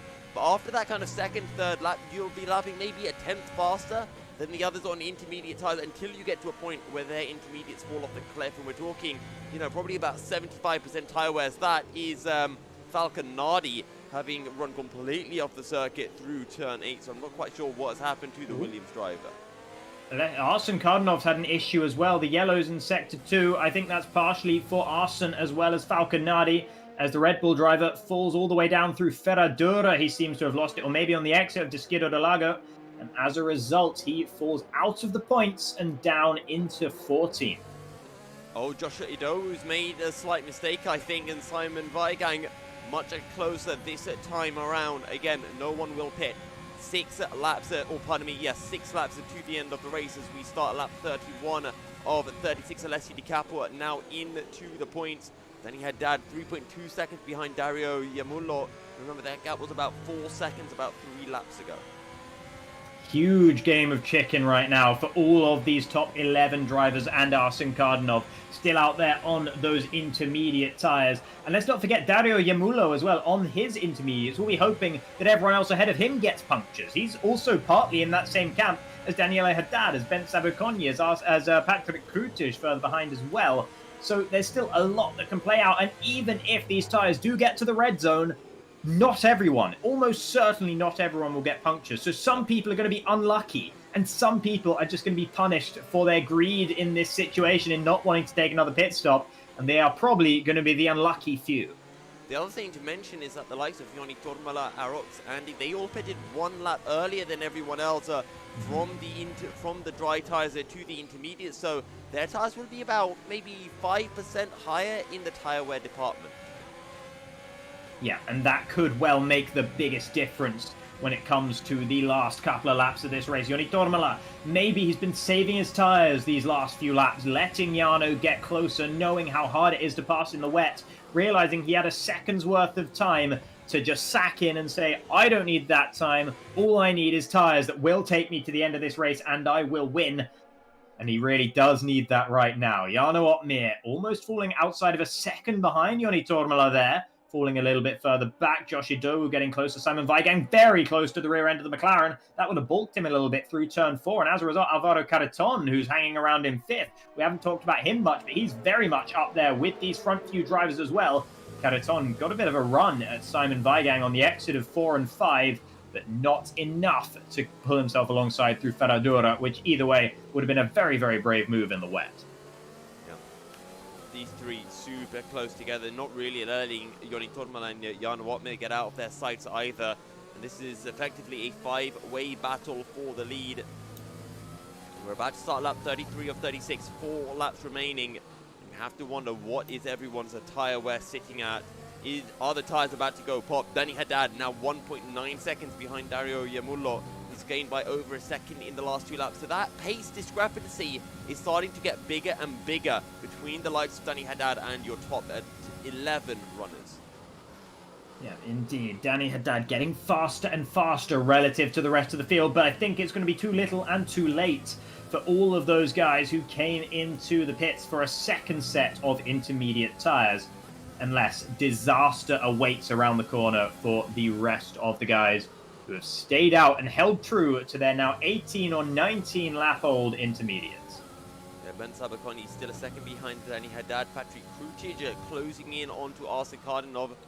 Might be seeing a move shortly, and it's one thing catching in the wet, but it's another thing entirely finding a way through, as we've already seen in this front battle. Jarno Opmeer taking so long to get past Josh Idowu, and you know, he's been spending the last 5-6 laps stuck behind Joni Tormala. Indeed, yeah. It's been frustrating for all of these drivers in these conditions, no doubt about that. Here's Alessio Di Capua, who's looking pretty lively on the rear end of Getone right now. His teammate Andy is holding up Getone, so maybe Alessio can take advantage of some Ferrari camaraderie here and try and get past the Austrian for what would be P9 in this race. Getone will definitely be looking forward to these points. Oh, wow. That is a big call. Big call indeed for Simon Weigang. Unless he actually had a puncture right now. That is very, very surprising indeed. But that tells us just how on the limit these guys are going to be. He would not have pitted unless he was next to certain that his tyres were going to go bang before the end of this race. So what are the tyres for Joni Tormala like? What are they like for Jarno Opmeer and Josh Idowu? They've got to be so close to the edge right now. Somehow Simon Weigang has come out ahead of Patrick Krucic. I think, no, he's going to drop behind Arsen Kardanov and Patrick Krucic. So Simon Weigang right at the back of the field, and he really needs to hope that people's tyres go boom. Absolutely, but he definitely thinks they will. Otherwise, he would never in a million years have made that pit stop. So that augurs so badly for everyone who is staying out there right now. I'm sure we're going to see at least one car with a puncture before the end of this race. If not 2, if not 3, if not 10, when we get to the final couple of laps. We're in lap 34 right now. The drivers, all they have to do is try and tiptoe home, but it's not that easy. And this is the second game of chicken. You know, there's one game of chicken of who's going to pit for the new tyres. The second game of chicken is who's going to be the one who goes that little bit slower through a corner, who runs the risk of getting overtaken as a result, just in the hope that it means that they get maybe 1% less tyre wear. Here comes Getone, though, on to Andinator. Shizou versus Shizou for P7, and the Haas will go down the inside and pick up the position.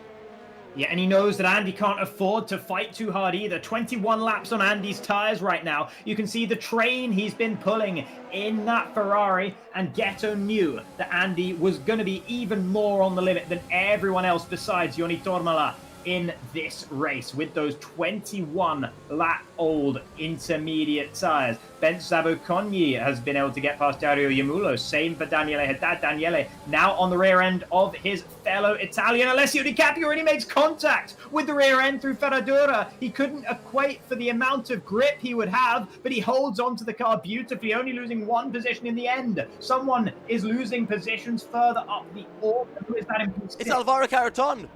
Alvaro, he's got a right rear puncture on the penultimate lap of the race. You called it. You said there might be punctures, and he's come out right in the middle of this battle, trying desperately to keep the car going. Jarno Opmeer is 2/10 behind Joni Tormala as we're going to start the final lap of the race as well now, Jacob, and there could be a puncture coming for either of them. This could be disaster for your reigning champion, for Joni Tormala. Joni Tormala holds around the outside of Jarno Opmeer, but Jarno will be able to get the Cilintra as we make our way through Curva do Sol, and he's going to pull up alongside on the exit. No DRS. This is just going to be a plain horsepower battle between the two of them.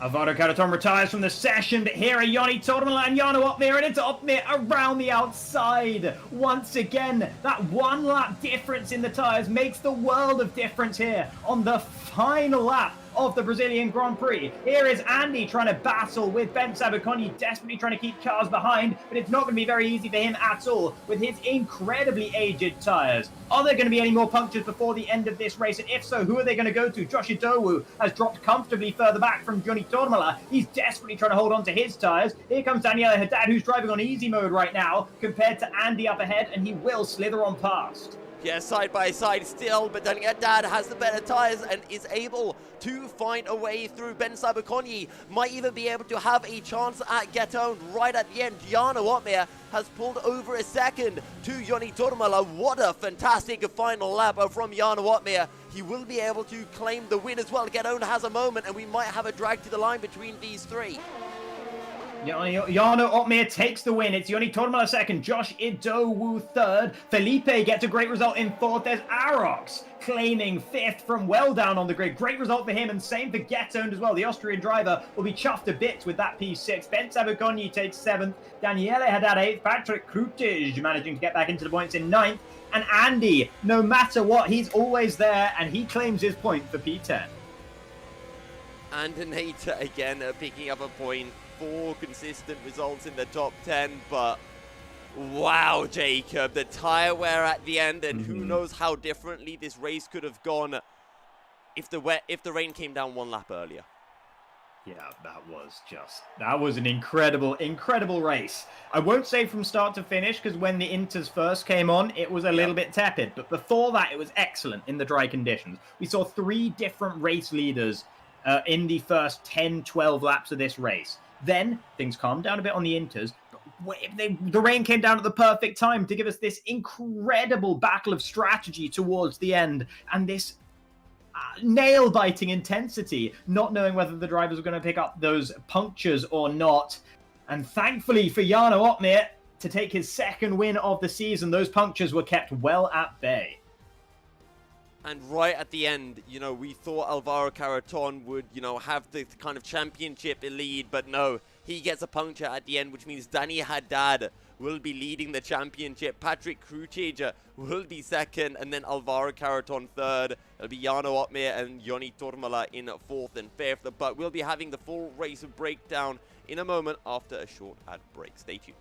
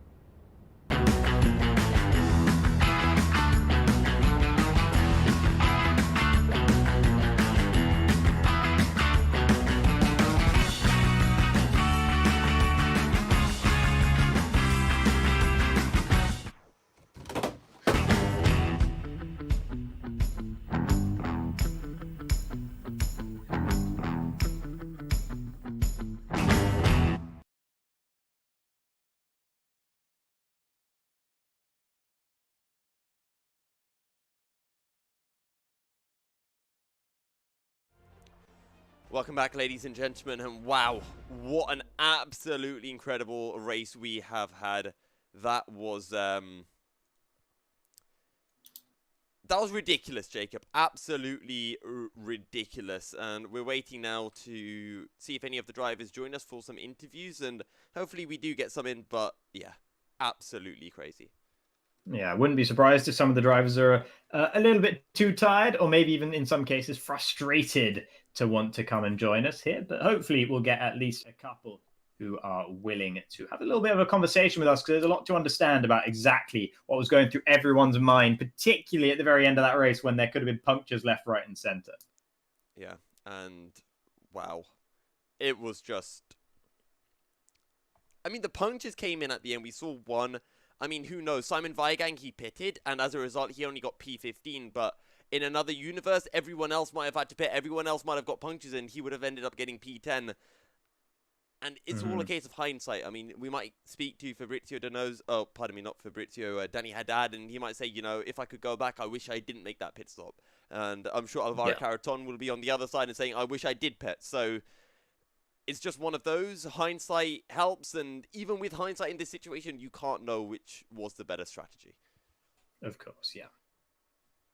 Unless you're Alvaro Caraton, because then you've had a puncture, and I think then you know which one was better. But we are greeted with our race winner, our Season 14 champion, the Predator himself, Jarno. Congrats on the win, but it didn't look like it was a super easy win for you. No, it's very tricky. I was really unsure if it was gonna be raining before lap 20, so I had to be careful with the softs early on, not to wear them out too fast. But luckily, it started raining quite early on, and the soft runners were able to pit. And then I knew already from lap 1 that gonna make it to the end on inters was gonna be extremely tricky. So I saved them all from lap 1, and then in the end I could push a little bit more, use a little bit more of my tires, especially when I got past Josh, because behind Josh I was saving a lot. Pace was obviously a little bit less because of that, but I think in the end I still didn't push maximum, but I had 78% tire wear. In the end I heard Johnny had something like 95. So yeah, it was very tricky with tire wear. I saw Alvaro got a puncture really early on. I think he had like 80% or something, and he straight away got a puncture. So that's a bit unlucky. I saw Simon got a puncture as well. So yeah, I had to decide really early on to save the intermediates, and then I could push a little bit more in the end. Yeah, and you know, you mentioned you got the move off on Josh, and you did it right as the rain started to come down. It was pretty much perfect timing. What wasn't perfect timing was that pit stop. And what was the emotions when you were just kind of held in your pit box and you just had to wait for a whole stream of cars to go past you? Yeah, I obviously was pissed about it, because I got held, and then Josh didn't get held, and he just ghosted. So that was well, bullshit, to be honest. But yeah. And in the wet conditions, how tricky was it to get past? Because eventually you did manage to find a way past Josh. Was it a mistake that Josh made, or were you just able to get a better exit? No, I think Josh realized as well that he had to be careful on the tires. But not straight away after the first 4 laps. So I already had quite a bit of tire wear saved. And then Josh realized that he was quite high on tire wear and that he had to save as well. So once he started slowing down more and more, I decided to push a little bit, get past him, and put myself into P2. Well, Jarno, thank you very much for joining us for this interview. Congrats on another win, and I believe you are now 4th in the championship, so closing in on the top 3. Okay, cool. Thank you. Right, and Jacob, do you want to take the next interview? Yeah, sure. We got Joni Tormala joining us here in the commentary box as well, finishing 2nd in a race where at one point it looked like he might finish 1st, and another point it looked like he might finish down in 9th. So, Joni, why don't you let's take us through qualifying. In that initial qualifying session, that very first lap you put in was straight into the 105s. How good were you feeling at that moment? Yeah, it was a really good lap. I was really happy with that. So unlucky the session got so messed up in the end. Was hard to find focus for the for the second one, and I was also trying to make my own stream work. So it was Mm. a lot of work, but in the end, P5 was fine for me. Yeah, indeed. So not a bad qualifying then, and it was all going relatively well at the start of the race itself. But we didn't actually catch the exact incident. What happened to you coming out of Junção that cost you all those positions? I think Danny Haddad was desynced with me, so he couldn't see me, and he just wiped me off the track. I was a bit surprised about that, but yeah, that dropped me down to, I think it was 10th or 9th, something like that. But yeah, there was nothing I could do really. Yeah, and then when you went down into 10th, obviously you knew the rain would be coming at some point in the race. Was it always your idea to try and get that one lap undercut, try and roll the dice a bit and go earlier than everyone else? Yeah, because I thought, because we had that fixed weather in the session, so I thought the rain is gonna stay similar, kinda, and it's gonna come quickly. So as soon as I saw the drops on the first lap, I just went in and tried my luck, and it seemed to be the perfect call because I went first by quite a while. Yeah, I mean, how surprised were you as well when you came out in first, having pitted from 9th? I was a bit surprised, but I was still expecting to be top 3 because I know how hectic the pit lane is when everyone's there. There's a lot of people getting stuck and all that, so I had a free track and used a lot of ERS to make the places up. You certainly used it very, very well. And then how far into the intermediate tire stint were you before you realized, hold on, there might be a problem here, thinking about the tire wear for the end of the race? I think it was like 5 laps into the stint, something like that. I didn't really pay attention because I guess usually the wet tires last a long time. But now I noticed quite quickly that it's gonna be tight, and I ended up finishing. I think I had 90% on my right rear tire and 80 on my left rear. So it was like puncture territory for the last probably 6 laps. Wow, yeah, no, that'll test the nerves for sure. And it was so nearly the win for you. Do you think there's any universe in which you could have kept Jarno at bay at the end, or was the tire wear just too high? No, there's no way. Like I tried my best. He just like coming to the final lap, like second last lap out of last corner. He just had so much better traction, and I tried my best. I think I kept the position in turn 1 and turn 2 still, but going to turn 4, he just had so much more grip that I just gave it up because I knew I wasn't gonna able to keep him behind. All right. Well, yeah, but congratulations nevertheless on a great result in P2, especially after your misfortune early in the race. Yeah, thanks a lot. All right, that was Joni Tormala, our P2 man. Next, we have the man who finished in P5, Arox. Where did that come from? That was a fantastic result. Yeah, I don't really know what the hell I'm doing in this, but yeah, in complete dry conditions, my pace is probably missing 4 or 5 tenths to the top guys, and 2.5 to 3 tenths is probably set up. So realistically, I shouldn't have finished where I was, but I took most advantage of the the weather, similar to what Joni did. We kind of made a split second decision to pit early, so yeah, it really worked out. And when it came to the intermediate pace, I was actually keeping up and actually a bit faster for majority of the stint until seeing as we pit 1 lap earlier, my tires dropped off a bit at the end. So yeah, pretty happy with my pace overall. One question that I want to bring up, which is something that I usually ask whenever we have changeable conditions from quality to the race, is did you go for a dry or wet setup? Because usually everyone goes for the setup of the conditions in the race, but when you've got pretty much 50% in the dry, 50% in the race, what call did you make? I don't know what kind of setup I went with actually. I have minimal experience in this game and with the setup, so I was just throwing everything at the setup to make it quicker. So primarily just Q that I focused on, and I think it just happened to work well in the rain. But yeah, I need a bit more time and experience of maximizing the Q pace. Okay, well, Arox, congrats on P5, and we look forward to seeing you next time out at the Bahrain Short Circuit. Thank you. Right. Jacob, I'll leave you in the capable hands, or I'll leave Alessio in the capable hands of yourself, Jacob. And I guess good news for Alessio is, you know, there's no one next, so he can talk for as long as he wants now. Yeah. Hello, Alessia. Hi guys. So I saw something in chat at the end of qualifying that you were maybe having some sort of issues towards the end of qualifying, a crash or something like this. But do you mean the first or the second qualifying? The second qualifying. The second qualifying, has been really bad quality for this game that decided when I was starting. I'm going to start in the lap just before the straight line to crashed. The game decided to crash, and I turned off my PC.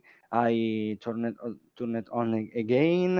I turn off and turn it on again my steering wheel, and and then I asked to Ben Sub the invite, and when I managed to join the lobby, I was already behind in the back of on the field, and in this race, in a few words, everything that could go wrong has gone. Everything that could go wrong has gone, and I try to restart, to don't think anymore to all what's happened, and I try to recover, and then a fantastic move by Pablo in turn one when he hung up my right rear tires, and he sent me in the opposite of the turn one. The turn one was in left. He sent me on the right. Fantastic, mate. Yes. It's the second time and that one took me out, and I tried again to don't think to do that. I recover again. Then at the middle of the race, it's arrived the rain, and I try to recover, and I like other drivers. I try to stay out, and at the end of the race, my rear right tires was 90, 91, 92%. Was it was unbelievable. I could believe it. I try to take some points, and I didn't manage, because I don't know why the game gave me a 5-second penalty at the starting of the race, and I made the live stream, and you can go to. I will send this on the steward for try to remove the penalty, the 5-second penalty. The 3 seconds instead was my penalty. And at the end of the race, I overtook my teammate in the straight line, and I managed to arrive ahead. And but I think that happened with Arsen. I don't know, to be honest. I don't know if my fault or not, because I try to take the inside, and when we start in the corner, I wanted to get up my foot to the throttle, and I heard lot of lag, and then I don't know. I saw Arsen span, and I said to him that eventually he can go to see my live stream for understand what's happened. And yeah, if it was my mistake, eventually I said him sorry, because yeah, that's that isn't been a good race for me. It's yeah, it's a 3 race that I don't manage to do a good race. Sometimes for my mistakes, sometimes for a little bit unlucky, and yeah. I try, mate. I try to do my best in all condition. Yeah, but when arrive this type of I crashed on something else. I can't do so much. Sorry. Yeah. Indeed. But yeah, I mean, commiserations for having so many issues then through the race. But thank you for keeping going with the race all the way through, and for coming to speak to us here and giving us a very conclusive overview of your race. So thank you very much. Don't worry, mate. Thanks to you for making me the possibility to explain what's happened. Oh, fantastic. So that is all that we have time for. Thanks again to Alessio for joining us for a quick interview. This was round 6 of ORL Season 14. We're going to be back next week for round 7 at Bahrain Short. And we'll leave you with the knowledge that Patrick Krutic is now leading the Drivers' Championship from Alvaro Carreton and Danny Haddad. Wow, things have got close. I mean, congrats to Patrick. I mean, he's just been consistently pulling in the results that he needs. Jarno Opmeer's in 4th ahead of Joni Tormala in 5th. And then I believe it's Spence Sabo Konyi in 6th position. But from myself and actually, Jacob, any final words? Yeah, I just hope that we have another race of that quality again next time out in Bahrain Short. I know a lot of drivers like Bahrain Short, so we probably won't see rain there like we saw today, but I don't think we'll mind too much about that. If we see rain, that will be absolutely crazy. But on that note, guys, we'll see you next week for Bahrain Short. Stay fast and good night.